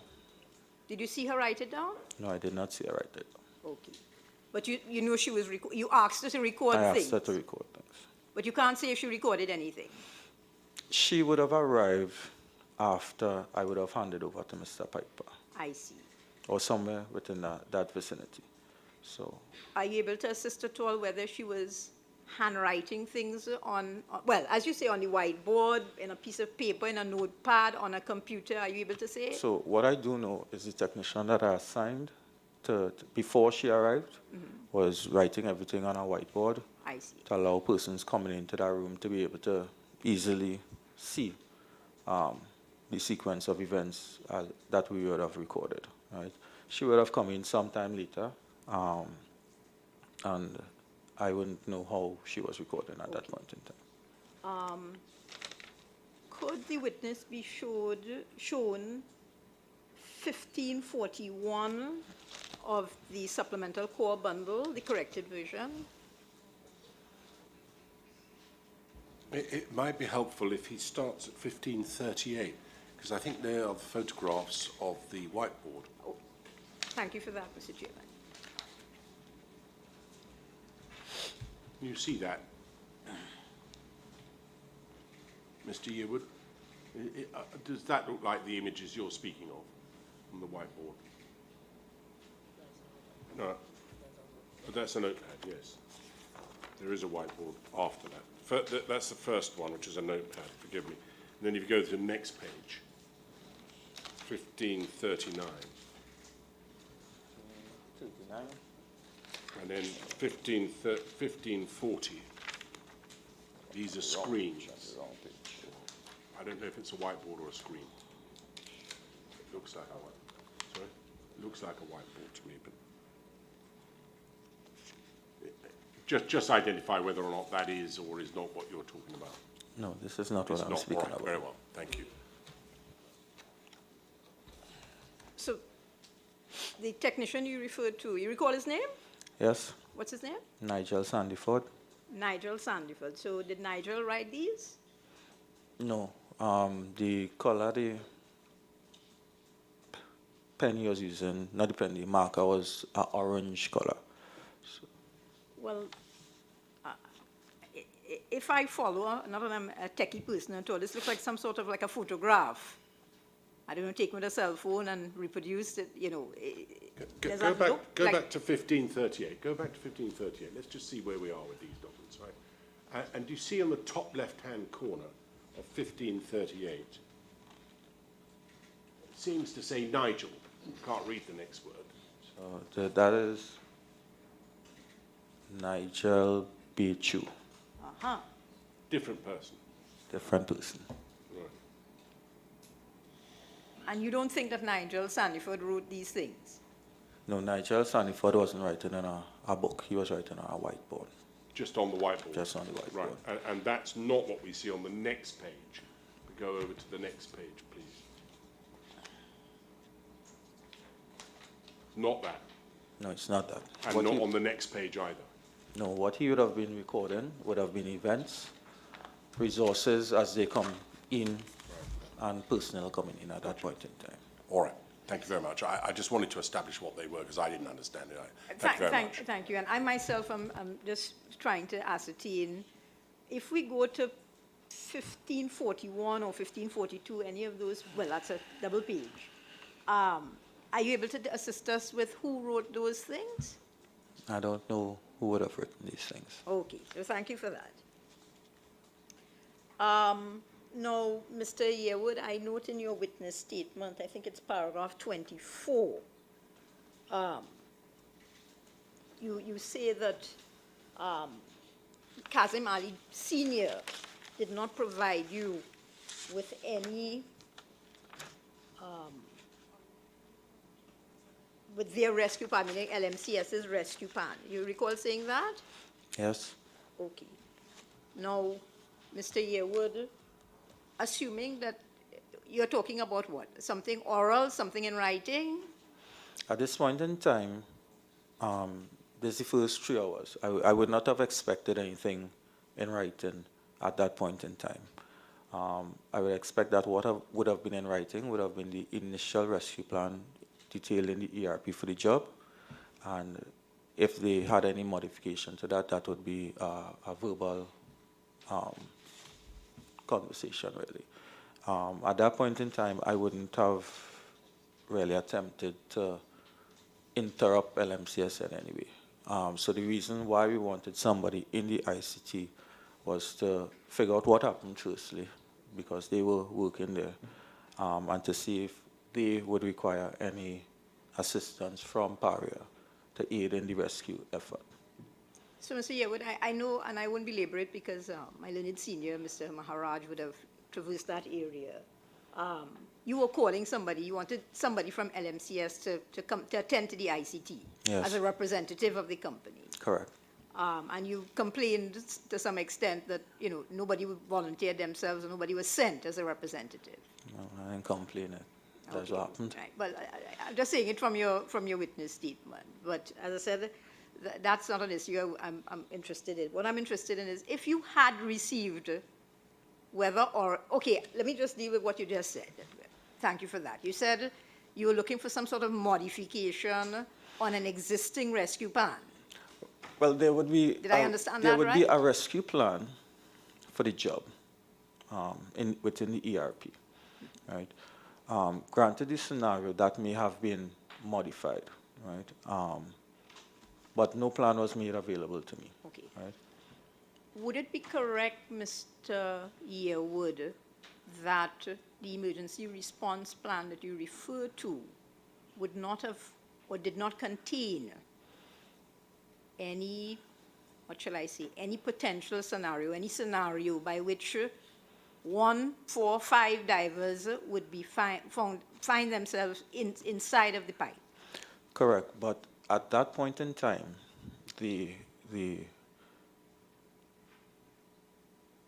focus was not inside the pipe. This is the very early stages where the focus was still very much in and around the pipe. So the search was there. Wise.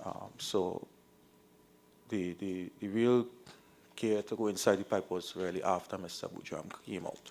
So I wouldn't have, what I wanted from them is what their rescue plan is and what they're doing and what happened in the incident.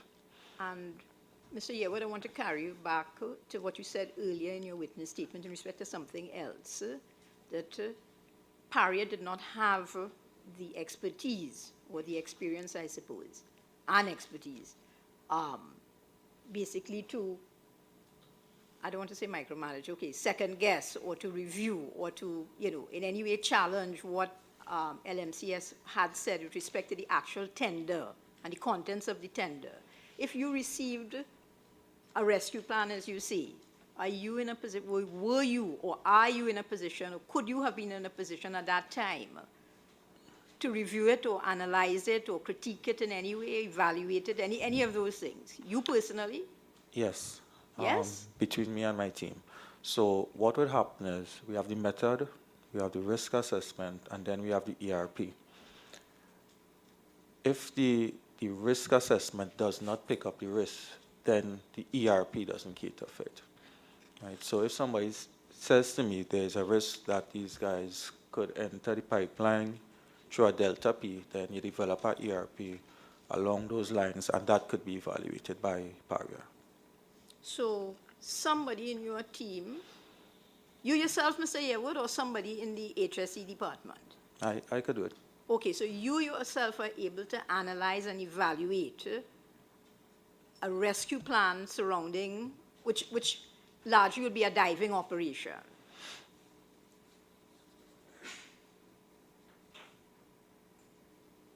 You yourself, because you're a senior person in the HSE person, much more senior than Mr. Dobson and Mr. I've lost track of the other one. Mr. Dobson and Mr. Nanton, that was the other one. No, I wouldn't say specifically for a diving operation. Okay, so even if a plan was provided to you, you would not, unlike what you say in your witness statement at paragraph 24, you yourself would not be able to sign off on it, to agree to it, or disagree with it, as the case may be. Well, it depends on the rescue plan. It may be very straightforward that they enter the water. But you're not a diver yourself. Well, I'm not a diver myself. Okay, and you know anything about tethering and umbilicals and surface air and helmets and so on, or anything like that? No, but we could get the information. You could get the information. So,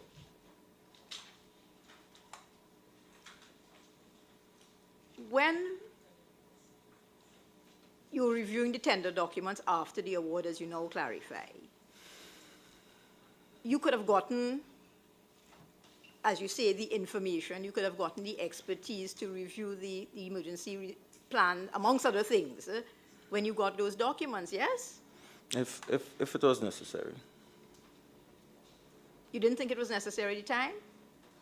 I said the documents were reviewed. LMCS had produced several rescue plans for many diving operations, and they would be similar in nature, and based on that, we would have determined it to be suitable and sufficient. With the benefit of hindsight, Mr. Yearwood, which is always 20/20 or better, do you think that that a course of action that Paria should have adopted to be able to rigorously test the rescue plans that were presented?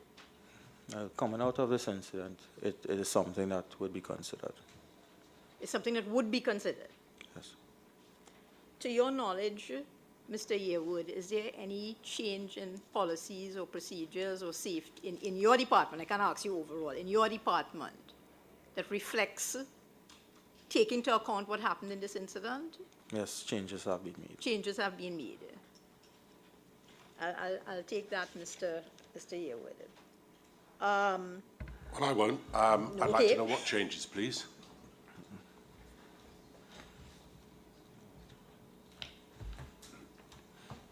Specific to rescue plans and diving?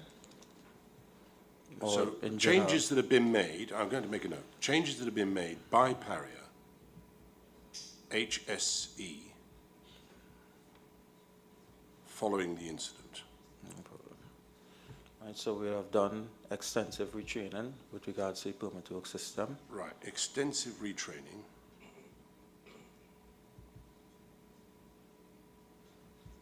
On permit to work system. Yeah.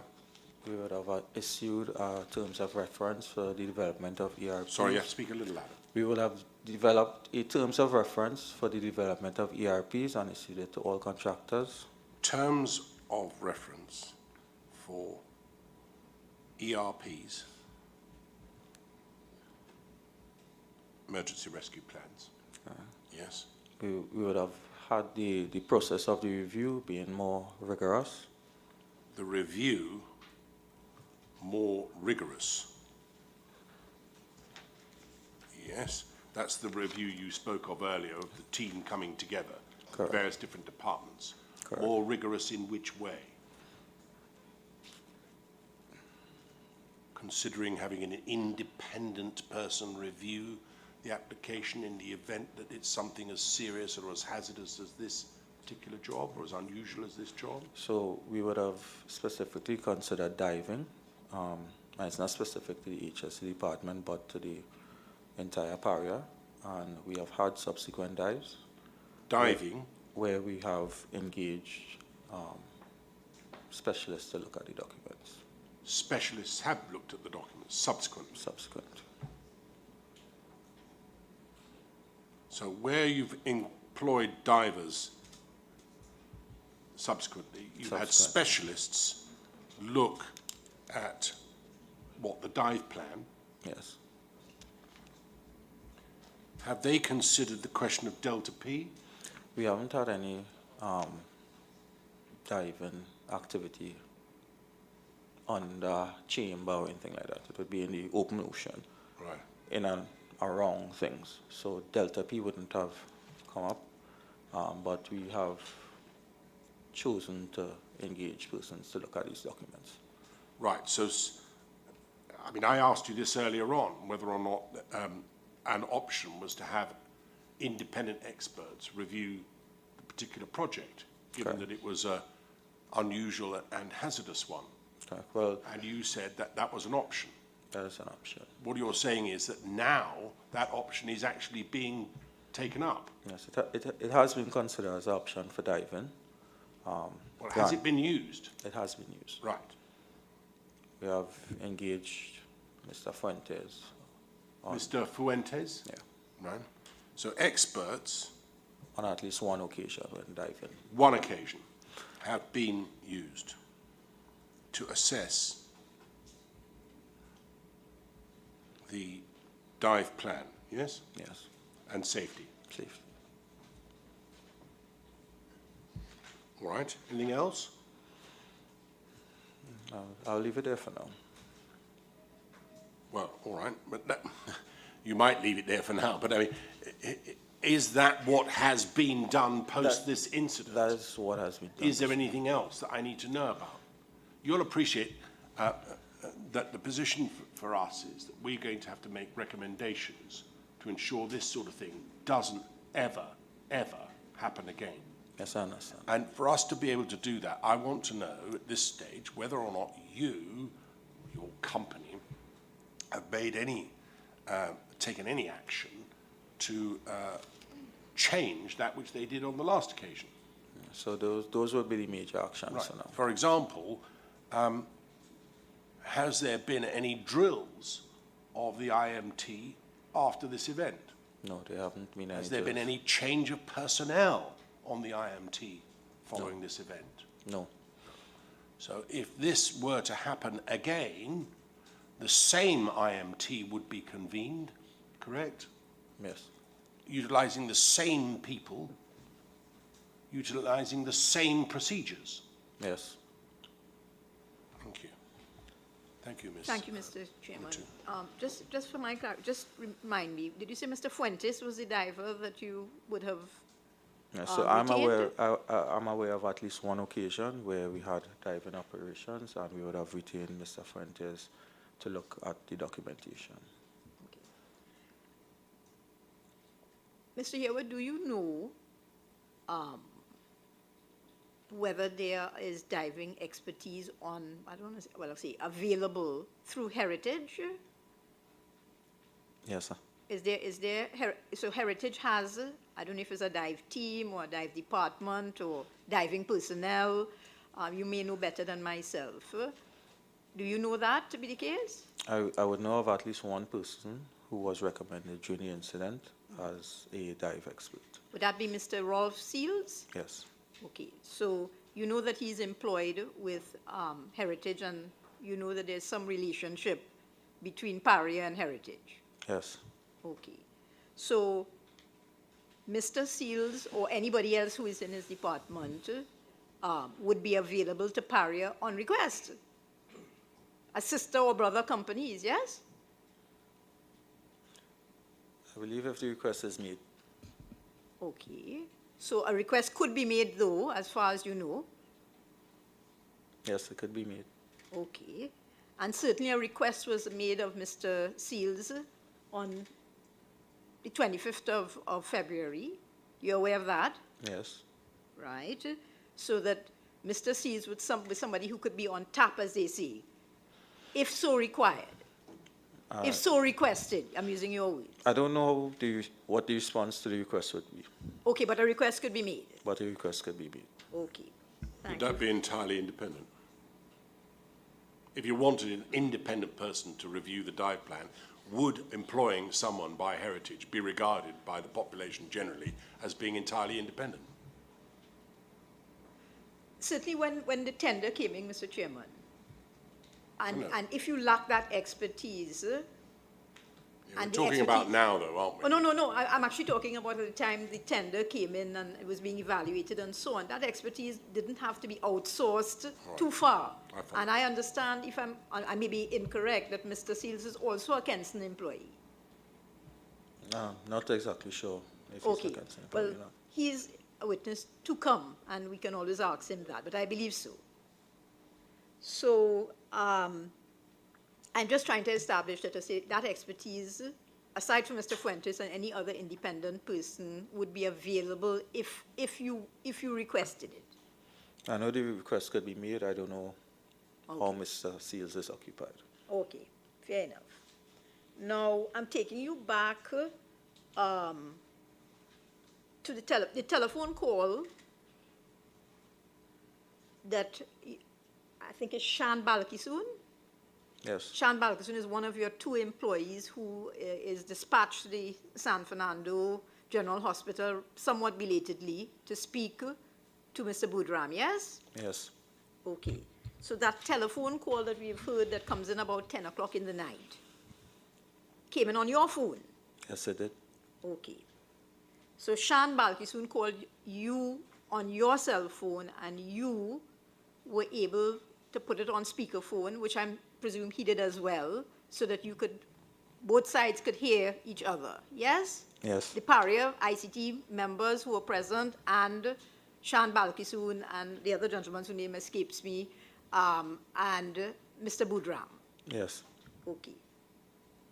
So if I take you to page 1541 of the same ICT bundle, and that was a note that you saw previously, and I was trying to get from you if you knew who had recorded that note, and these documents were provided to us by Paria.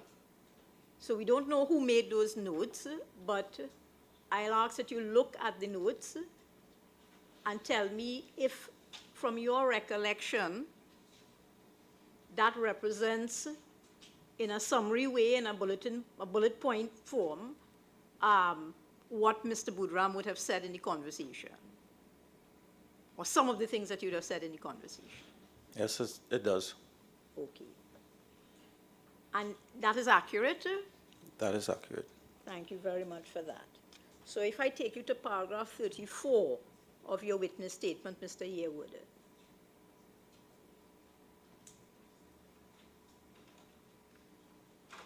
If you could just read the 6 points that are numbered under paragraph 34 for me, please. He was sucked into the pipe. No, you can read it to yourself, Mr. Yearwood. Thank you. Sorry. Read it to yourself.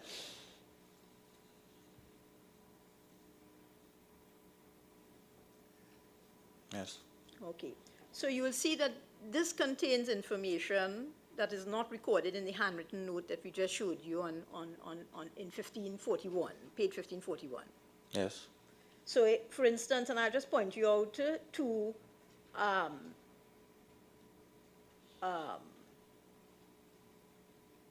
Blacks was a body and he crossed over him. That wasn't in the handwritten note. No.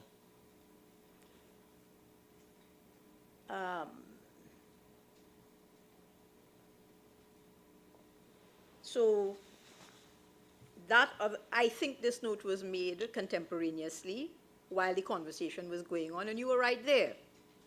Your phone was being used. Yes. The call came into you. Yes.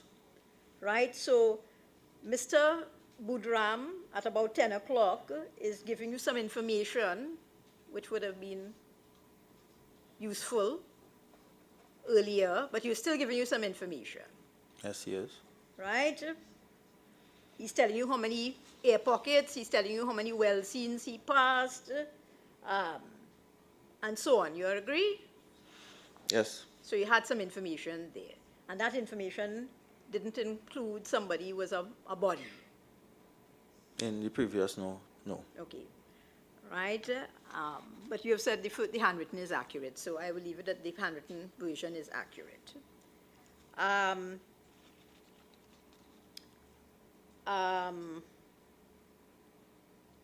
Now, in paragraph 35 of your witness statement,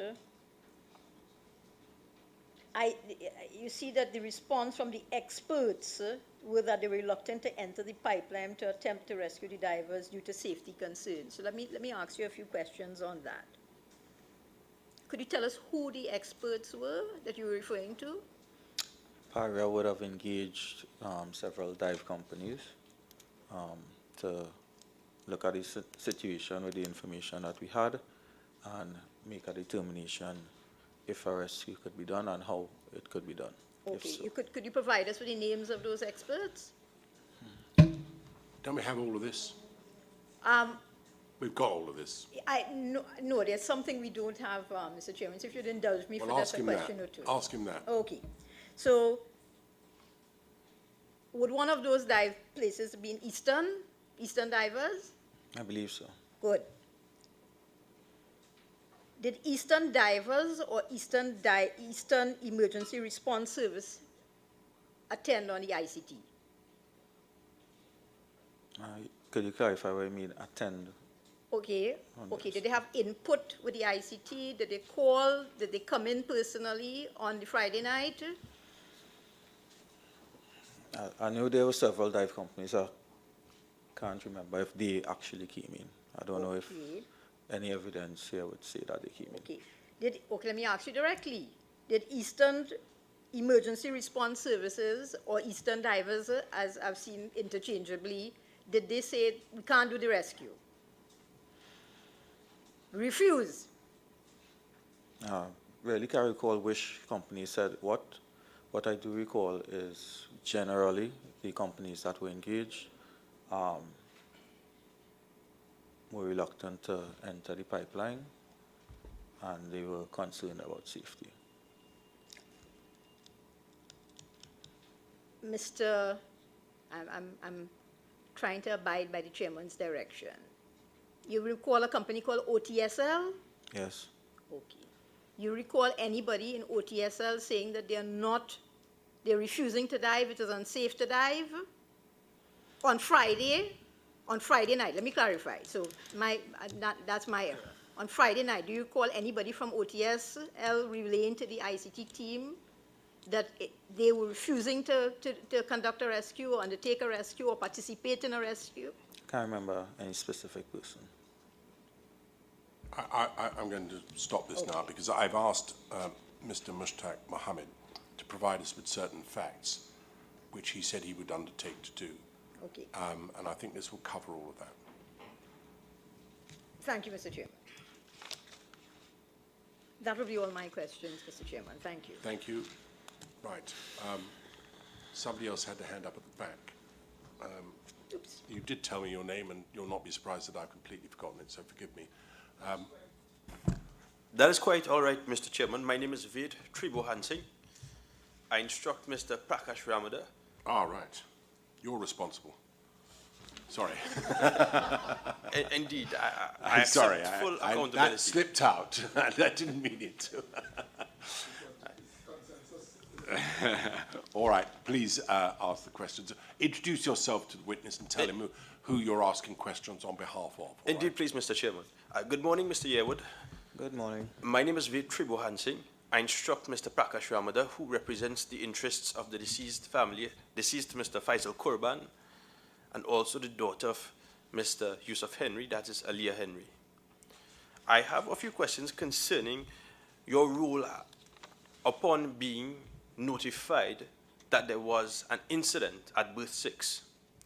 Particularly, when you were notified that there was an incident, you would agree that you stepped into the role as being the senior person at Paria for implementing a response, an emergency response to the incident. I would have been asked by the incident commander to set up the ICT at that point in time. So by that fact, you would have been the person who was responsible for implementing a response, an immediate response to an incident that you were notified of. The person immediately responsible would be the contractor, who has a ERP. Make sure you're speaking into that microphone. Move it slightly to your left. That way it will be, yeah, then as you turn, you'll still be in. Thank you so much, Chairman. So the contractor is responsible for initiating the response. Right? Because of the nature of the response, the ICT was convened. When you say because of the nature of the response, what response are you speaking of? Well, because of the nature of the incident, it's a major incident. So therefore you are responding to the incident. Yes. And you were responsible for responding to the incident. The contractor is responsible for the initial response. And please clarify whether you were responding to the incident or the contractor's response. I am responding to the incident. And therefore, you were responsible for your response. Well, Paria will, yes, simple yes or no. Paria would respond to any incident on their compound. Of course. And I note in your witness statement, it even sets out clearly in paragraph 5, subsection 11, where you would agree that your role is also to assist in the management of emergency response. Yes. Now, can you recall what time exactly this happened, that you stepped into this role? As soon as I got the call. And do you recall what time that would have been? It would be in the statement. And at that time, how long were you in that role for? 2 hours or so.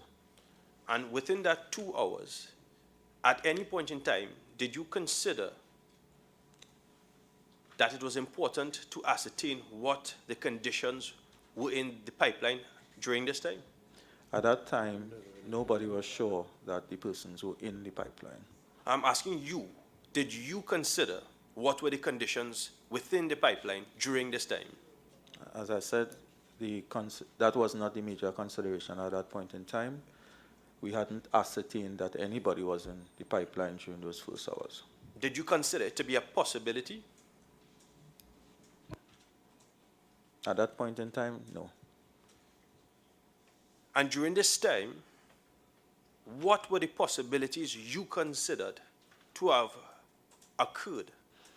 The major possibility that we would have considered is for some reason water would have entered the chamber and would have washed the persons out of the chamber. The information that we got at the start of the incident is that a splash was seen on the camera. And that would have been the only possibility, or did you consider anything else?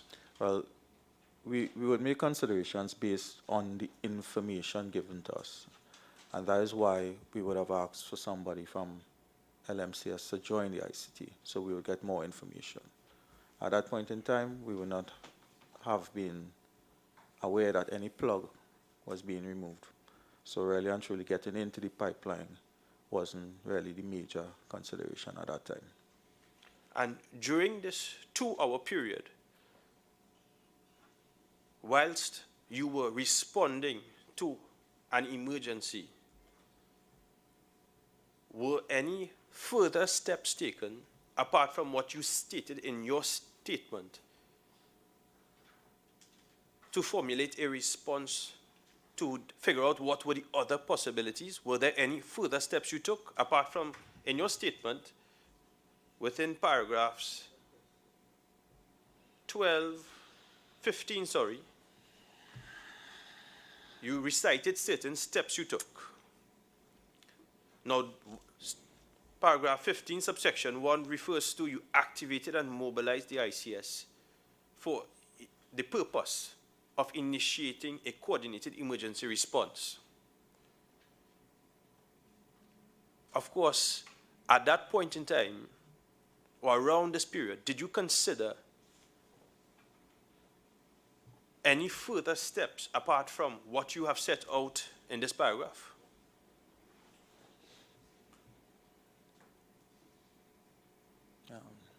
Is this the paragraph he is referring to? No, that isn't. No, paragraph 15. I think you should have a look at the whole of this. Do you have in front of you a bundle of witness statements? I don't think it's that one, but Supplemental witness. yes, that smaller one. Should be behind tab 35.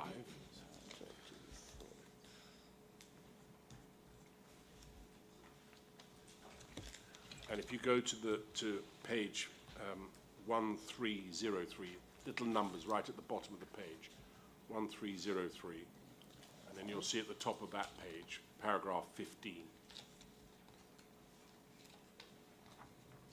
And then you'll see what you set out there as being the things that you did once you were appointed. Just take a look at it.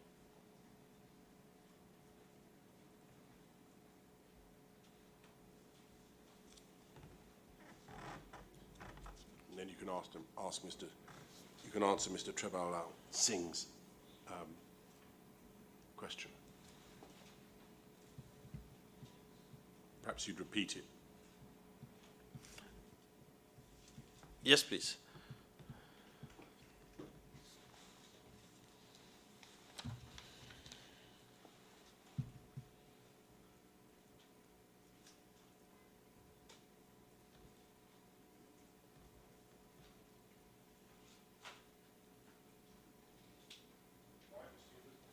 So I think, Yes. I think the actions continue on to the next page as well. Yes.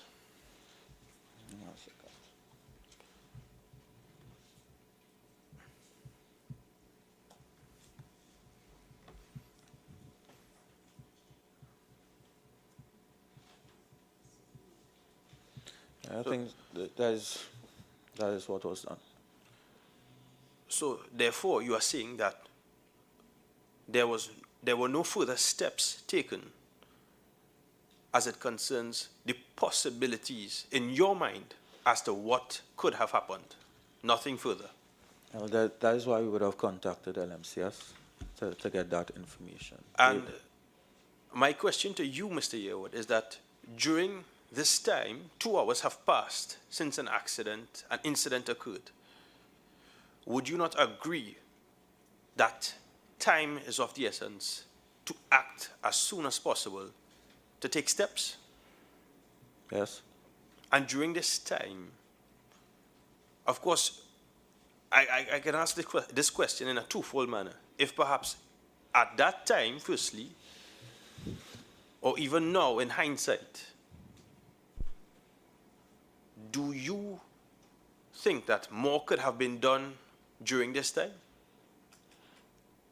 Well, the actions during an emergency are based on the information that you receive.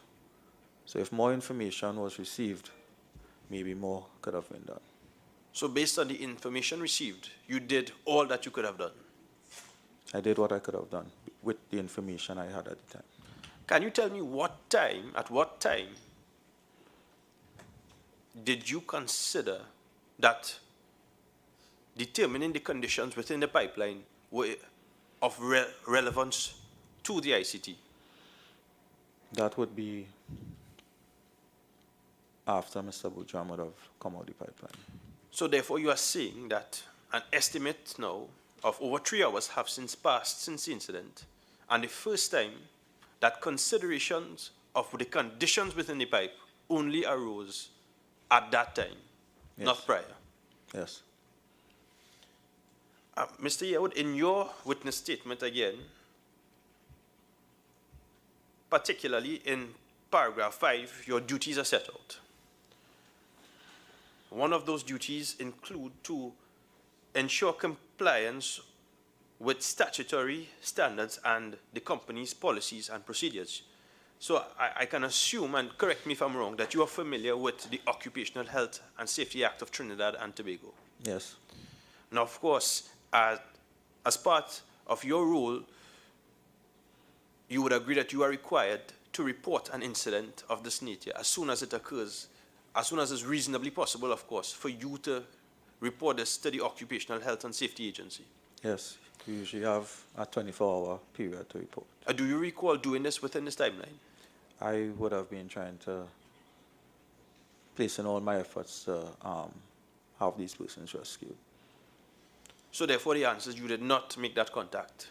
The contact would have been made within the stipulated period outlined by the law.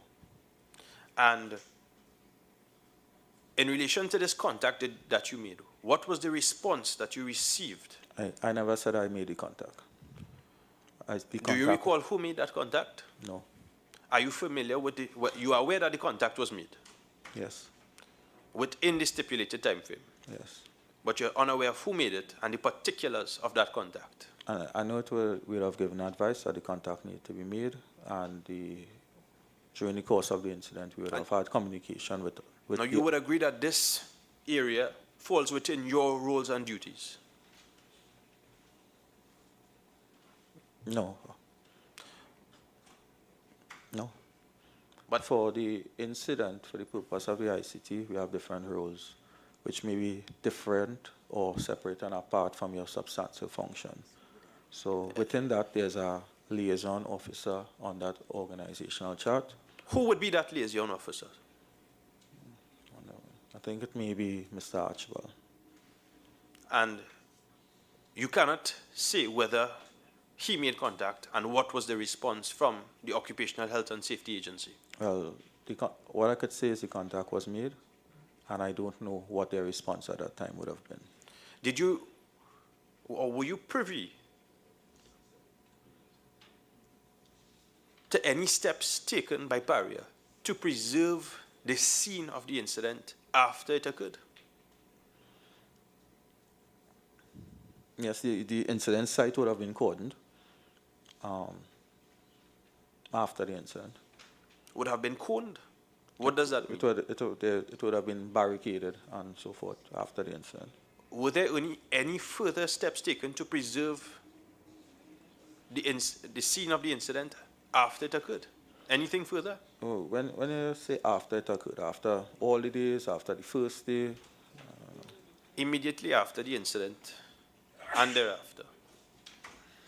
Well, immediately after the incident occurred, we wouldn't be in a mode to preserve anything. We are still in the mode where we are looking to rescue people. After the incident, we would have engaged the same Occupational Safety and Health Authority.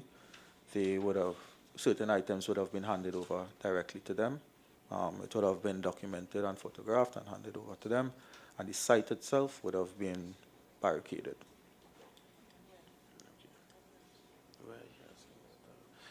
Thank you very much, Mr. Yearwood. I have no further questions. Okay, thank you. Mr. Pegas? I have no questions for this witness, Mr. Chairman. Thank you very much. Ms. Prasad Maharaj? I do have a few questions. Good morning, Mr. Yearwood. My name is Kamini Prasad Maharaj, and I'm representing LMCS. I'd just like you to clarify something that is in your witness statement at paragraph 16. 16. 16, that's at page 1303. I'd like you to look at number 5. Now, paragraph 16, you're saying these are the key personnel that you would have contacted and informed them of the incident. Yes. Yeah? Now, at 5 in particular, you mentioned Colin Piper, Paria Terminal Operations Manager, at about 3:53 p.m. And then you have who had already been notified of the incident prior to my call. Yes. My clarification is that you at 3:53 p.m., that was the first call that you would have made to Mr. Piper? Yes. All right. So I know you said in an answer to my learned friend in relation to the time that the incident command ICT was commissioned. It's in your statement, correct? Yes. All right. So at your paragraph, well, that very paragraph, you said you spoke to Mr. Randolph Archibald, that's at number 1, at about 3:12 p.m. That's correct? Yes. And you would have first received, now paragraph 11,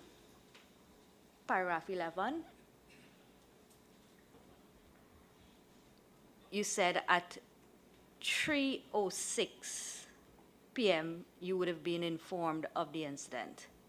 Yes. Right.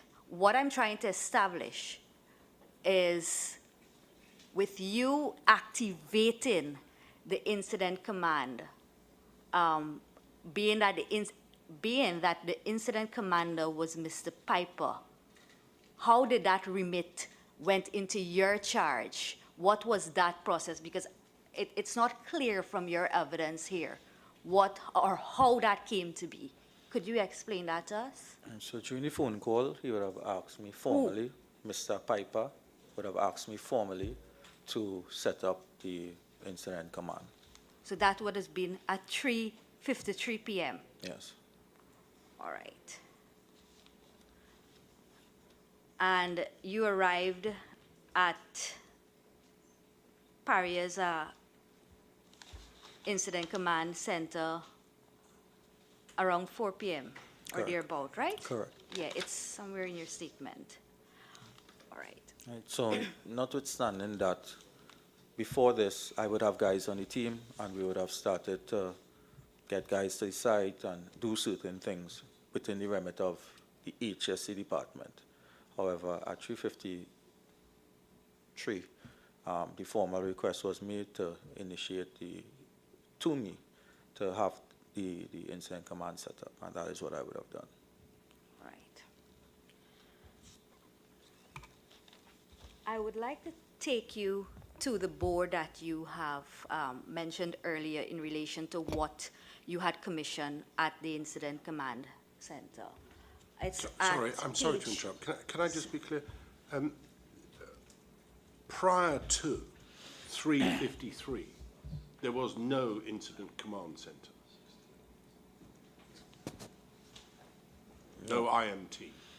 Well, the members of the IMT would have been made aware, but I formally would have made that formal call to get the IMT and that command center prepared. Yeah, well, Mr. Piper was the 5th person you called. And I just want to understand, you knew he was going to be the head of the IMT. Yes. You didn't know where he was. No. He might have been there for all you knew. Correct. Right. In any event, he was the 5th person you called, and there was no IMT until you spoke to him. And then he requested you to set one up. Well, there would have been no physical IMT. I would presume that all the members would have been engaged in some way. Well, I don't understand that. I mean, you first find out about it just after 3 o'clock, as you've just been asked. You make a number of calls, which you've set out in your statement. What I'm interested to know is, surely primary amongst all of that was to set up the IMT. Yes. Yet you waited until 3:53 before you spoke to the person who was supposed to be the head of it. Well, Mr. Piper could have asked anyone to set up the IMT. Anybody could have happened. Anything could have happened. Your HSE. What was happening before? Between when you first were told at 3:06 and you being asked to set up the IMT at 3:53, nearly an hour later. Information was being gathered. Persons from the HSE department would have been sent to the location. Well, did you know that?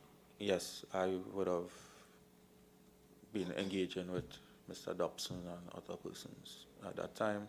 I mean, the first person you call, which I entirely understand, is Mr. Archbold, Yes. who is your immediate superior, isn't he? Correct. Right. And so you called him within 6 minutes or so of having been told of the incident, all right? Correct. And then after him, it's nearly 20 minutes before you speak to Mr. Donovan. Correct. First, before that happens, what did Mr. Archbold say to you? I can't remember the exact details of the No, but did he conversation. say, well, set up the IMT, let's get moving here. This has happened now some time ago. Yeah, so we would have had some discussion about the incident. Right. And we would have started to make contact with our guys on the ground. Well, the next person you called was Mr. Donovan, 20-odd minutes later. So I could make contact with my guys via analog radio and give instructions. All right, so these calls that you've logged in your statement are telephone calls These calls are telephone calls. rather than using your radio. Correct. Right. So there would have did been- you actually use your radio? Yes. Well, none of that is in here. So who did you speak to? So it's very hard to verbatively write down every communication. No, I via- understand that, but you could give us an overall view, you see. So as what I to- would- Once you were told, just a moment, once you were told, Mr. Yearwood, look, there's been this terrible incident. These guys have gone missing. Correct. 4 or 5 of them that were in the habitat, they've just gone missing. Your immediate response to that was presumably that they were in the ocean somewhere Correct. and needed rescuing. Correct. Right? So you speak to your immediate boss within a few minutes, that's fine. And then what happens? You get on the radio and do what? So I'm giving instructions to my guys. You keep saying that to my guys. I don't understand what happens. I asked my team to go to the site of the incident to get Right. more information. I would have asked them to start to prepare in terms of the ambulance service and to set up that triage. I would have asked them to get information for me from the operations person. So this is going back and forth. And this is all on the radio, This is is it? all on the radio. Right. What's the range of your radio? I could talk to my team in Paria right now. It's worldwide. It's countrywide. It's anyway. countrywide, right. basically. Fine. So you're using the radio. You're getting your guys, as you put it, to make various arrangements, contacting Correct. ambulance service and so on, right? Correct. Okay. And you're making your way to the. And I'm making my way to. Right. Okay. And so when you've logged here the phone calls that you've made, where have you got that from? This is from my phone. So you've looked at your phone and subsequently went writing this So statement. in writing this, I would have looked at my phone and seen the Who exact you called times. and when? Who I called and when. All right. Okay. Yes. Thank you. Mr. Yearwood, I would like to take you to the... I'm sorry. Sorry. Move on. I've just seen the time. How long do you think you have? Mr. Chair, I just have a few questions. Well, why don't we- depending- No, perhaps about 10 minutes? Not so much. And may I ask, Mr. Peterson, do you have any questions? No. No, Mr. Chairman. It's probably preferable if you use up your 10 minutes, use up the 10 minutes, and then we'll take a break. And that way you'll be able to go. All right. Thank you. All right. Let's do that then. Right. So, Mr. Yearwood, I'd like to take you to a picture that's at page 935 of the witness statement bundle.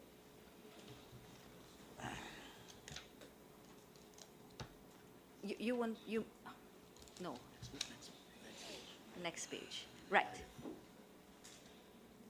Right. So you mentioned earlier in your evidence that there was an orange color marker being used for the timelines that you would have commissioned. Yes. Would this be what you were referring to? Yes. All right. In this log of events, the information being fed was taken from various persons.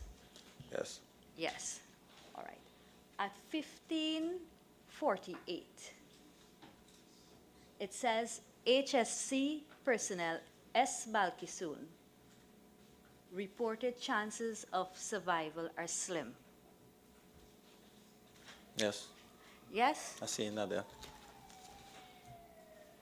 And you were made aware of the information as it was coming. You just said that to the chairman. Well, this is a statement. So this log is everything. We're trying to get everything that comes out on the radio, and that was said. That was said. So when you would have spoken to Mr. Piper at 15:53, your conversation with him, you would have already gotten this information. This would have been logged, correct? Right. I'm sorry. I'm just struggling to find my copy of this. Just because I'd like to follow this. Where are we at? This is in. We are at page 935 of the witness statement bundle. Yeah. That's volume 2, I think. Volume 2. Yeah.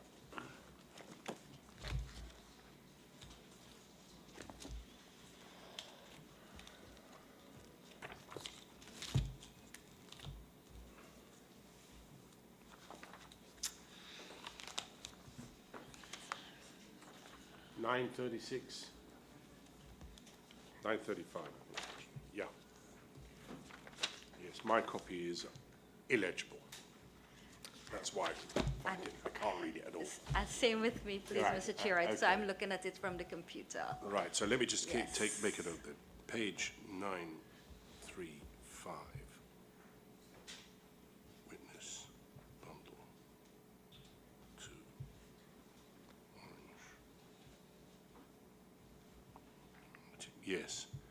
Sorry, I'm going to ask you to start that again, if you would, please. Right. So my question to Mr. Yearwood was the time that this annotation is given, this log has been made, that HSC personnel reports that the chances of survival are slim. It would have been at 15:48, which was prior to his conversation with Mr. Colin Piper.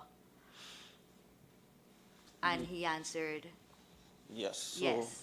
So this is a log of everything that I said on the radio. yes.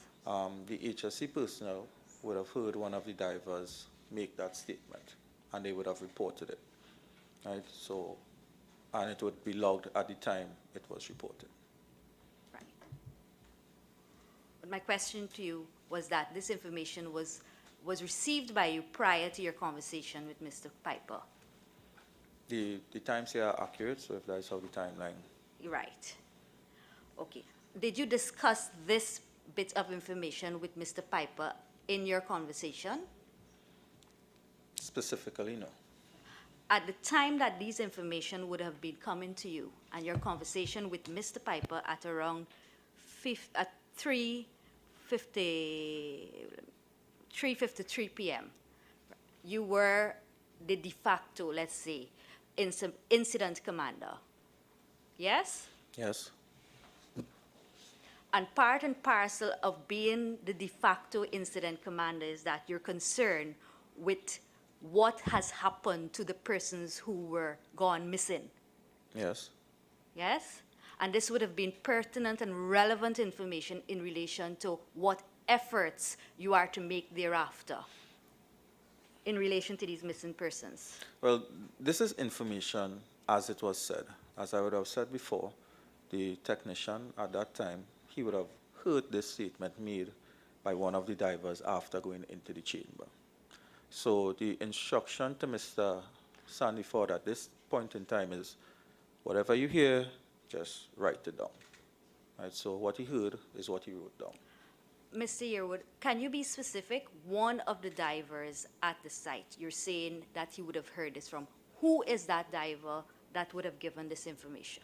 I would have believed at the point in time we were trying to communicate with Mr. Farah to get somebody into the ICT, and that is the statement that was made. So it is your evidence that Mr. Farah made the assessment or made the statement that these men, the chances of survival of these men is slim?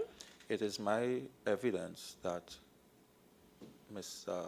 Ram Kisoon would have reported that. So you're not aware of who would have given the statement or caused this assessment to be made? Which is why I initially said one of the divers. No. Are you aware, are you sure? You're given evidence. This is for consideration. We are dealing with, at this point in time, lives, and we are dealing with the assessment and the process by which, as the de facto incident commander, you're employing to respond to an incident. I don't know what your question The is. question is, the information that you're saying that you've gotten, how did you treat with it and from whom? Did you verify it? You're saying it's just that they heard. So it was just by the way information. It made no difference. This is just a log. You were just creating a log for, and I'm saying a lot of things here. I would like you to. I would like a question you can answer. No, I don't know what's going on. My question is, how did you treat with this information that was spewed and placed on the log as the de facto incident commander? It was placed on the log, and we continued to attempt to engage LMCS to have somebody come to the IMT so that we could get information that we would have sure we would be sure that it was credible. As I said, that was a statement that was relayed and it would have been documented as such. All right. And you spoke to Mr. Kazim Ali, you said? Yes, I did. And that would have been around, you said 4:50 p.m.? Yes. Right. So that would have been some hours after you would have gotten that initial assessment logged. Correct. Right. And you requested that he send persons to the shipping building. Correct. All right. Did you inform him that at any point in time that there was an incident command center that was now, or team that was now in place? Yes. My instructions are that that never happened. Well, might be wrong. That's your answer to it? I would have informed them to come to shipping building at the incident command post. All right. And we also have an evidence, and it is also my instructions, that Mr. Andrew Farrow was in fact on his way to the shipping building. But then at that point in time, Mr. Budram was, well, there was noise to which he returned at the berth to deal with. So after I handed over to Mr. Piper, Yeah. we were finally able to get Mr. Farah to to proceed to that. All right. So you're aware of that. It's just that your statement has nothing acknowledging the fact that Mr. Farrow was on his way to the shipping building. Well, he was on his way, as I said, after I would have handed over to Right. Mr. Piper. At the time, when I was trying to get him to come, he seemed to be in some distress. The guys would have reported that he was kind of lying. And on the boat. you were there, you observed that? That is what was reported, ma'am. And that's the report you received. Okay.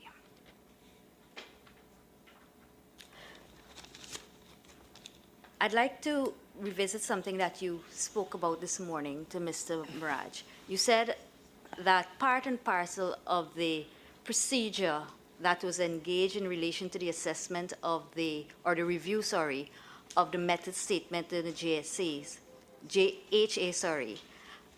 was that there was a meeting of both Paria personnel and LMCS. Correct. Correct? When did that meeting actually take place? I don't have the exact date. It's not in your evidence. That was the first time I heard of it. Correct. I don't have the exact date. You don't have the exact date. My instructions are that there was never any meeting. What say you? I say that there was a meeting. Sorry? I say that there was a meeting. There was a meeting. My instructions are, in fact, that the mechanism and procedure by which the review was done was LMCS was asked to email their documents to Mr. Terence Rampersad Singh, and then those documents, meaning the method statements and the GHAs and other accompanying documents, would have been reviewed. However, it was reviewed by your team, and then the approval of it notified to LMCS. What say you? So that is not the process that we use at Paria. Is that, say that again, sorry? That is not the process employed by Paria. Okay. You said that's not the process employed. I'm asking you what in fact happened. There would have been a meeting. Sorry? There would have been a meeting. There would have been a meeting. Yes. So you've moved from there was a meeting to there would have been a meeting. There was a meeting. There was a meeting. All right. I would like to, in relation to what my instructions are and what I've just put to you, I would like to take you to an email trail that is at page 2924 of the witness statement bundle. Which number? Don't think we have witness statements to go up to 2924. It is 2924. This is a supplemental. Ah. Yes. Right.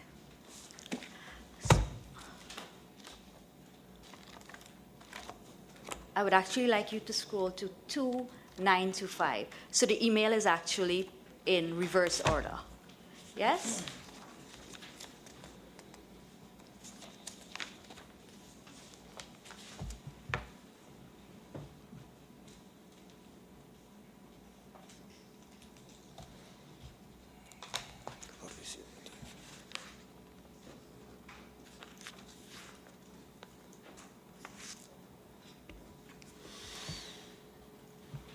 Right, which part do you want us to look So I would like, Mr. Yearwood, I would like you to look at the entire email trail starting at page 2925, and you would see that the first email, and the date is actually on page Yeah, 2924. the page before yes. starts, the bottom of the page, at page 2924.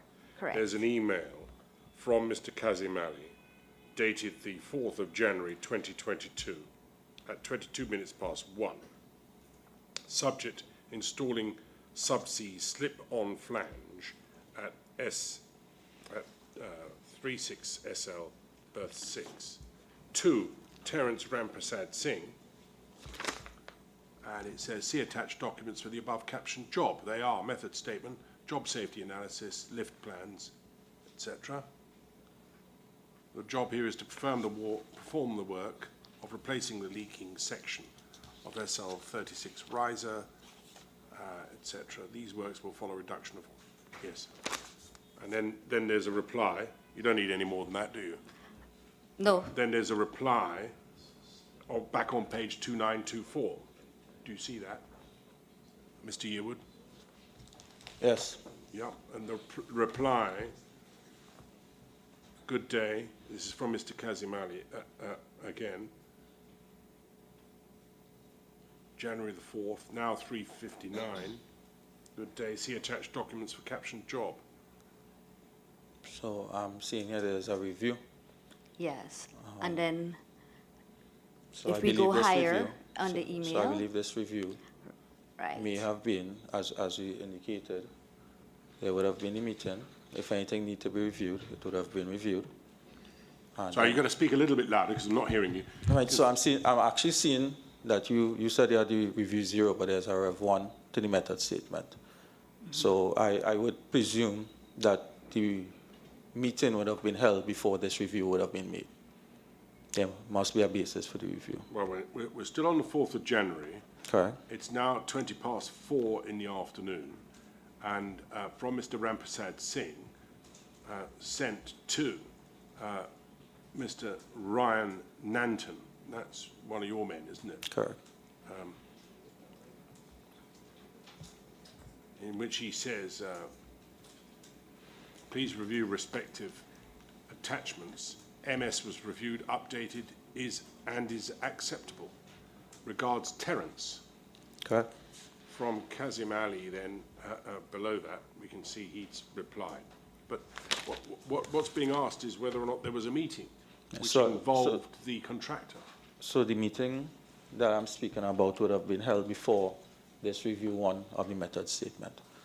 I assume that there may have been changes, and this is the last line there is for the guys to look at what was changed and say that they're okay with it. Well, it says here the MS was reviewed, updated, and is acceptable. The only one we've got, the only one I've seen, is the one that we've got that I showed you earlier on. So we're seeing that there's some review 1 document.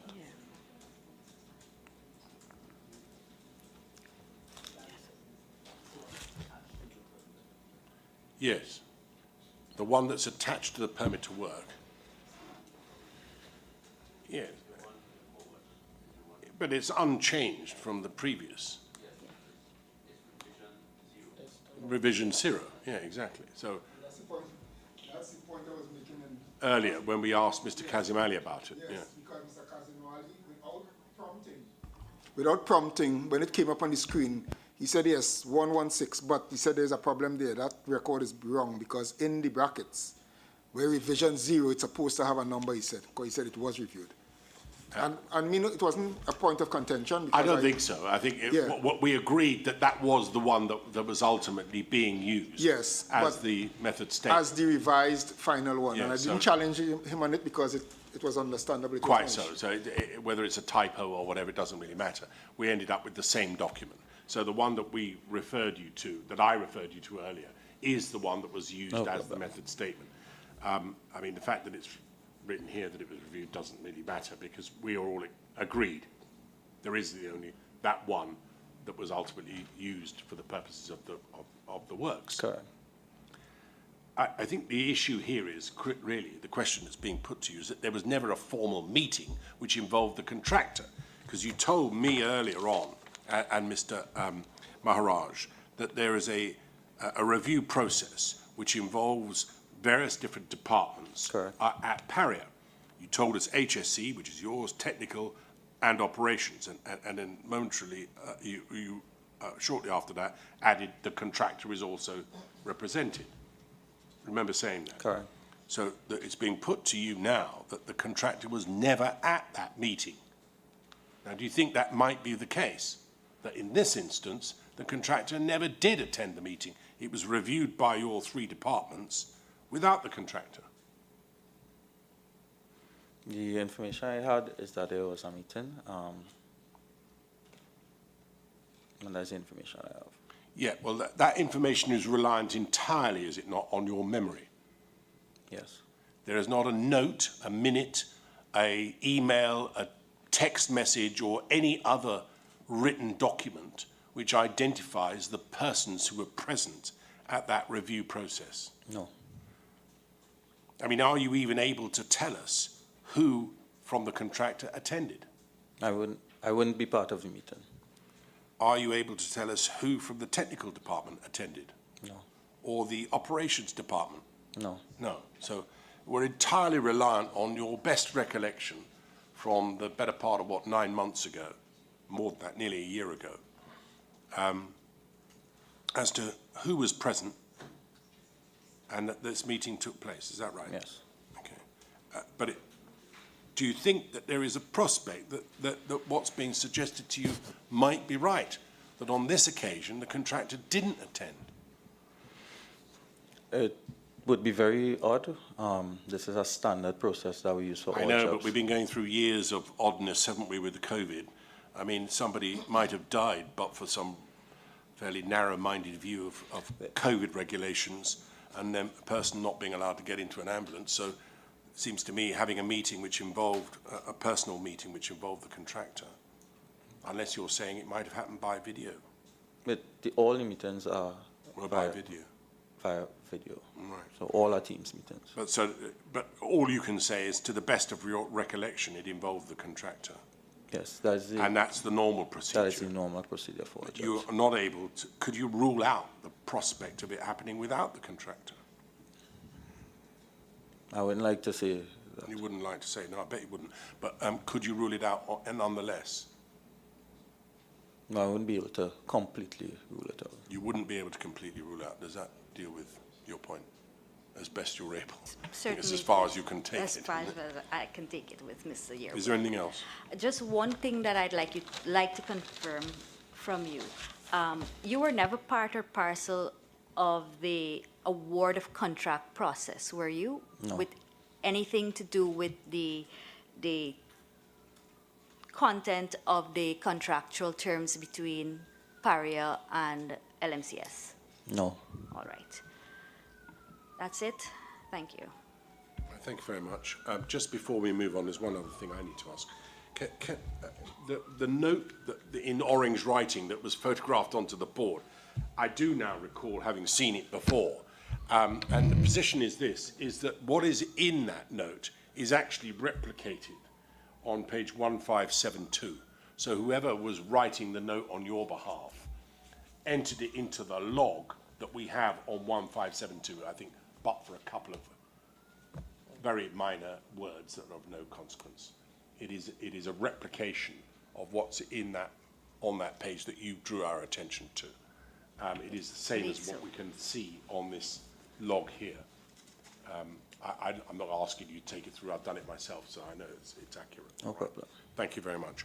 All right, and do you still have no questions, or is there anything you'd like to ask Mr. Peterson? You have nothing, sir. Nothing to ask, but I think Mr. Maharaj, I you just wanted to point out to you, Mr. Chairman, that at paragraph 9 of his witness statement, he said, "I was not involved in the review process in any material way, because as mentioned above, Mr. Nanton was the person."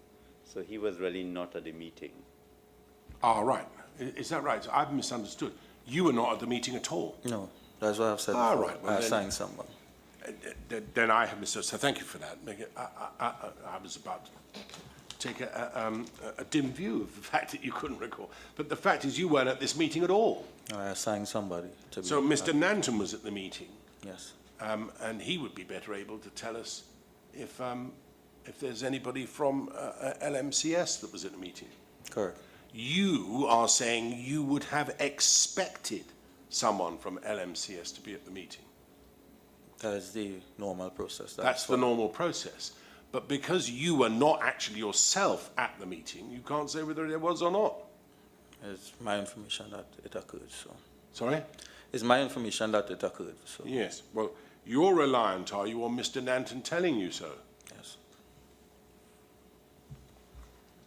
Anything arising? Yeah. I'm sorry, Mr. Wilson has a question. Good day, Mr. Yearwood. Good day. Just staying on the topic of that meeting.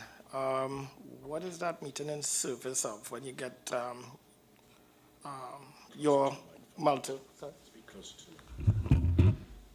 your departments and you invite the contractor to discuss the job? What is that meeting in service of? It is there to bridge the gap between Paria, letting the contractor know what their risks are, and the contractor letting Paria know what their risks are. I like the phrase you used, bridge the gap. What sort of documents come out of those types of meetings? The documents that come out of those meetings are the revisions of the documents being reviewed. Now, since you use the term bridge the gap, are you familiar with the term bridging documents? I heard a list of your whole qualifications, so. Yes. Yeah.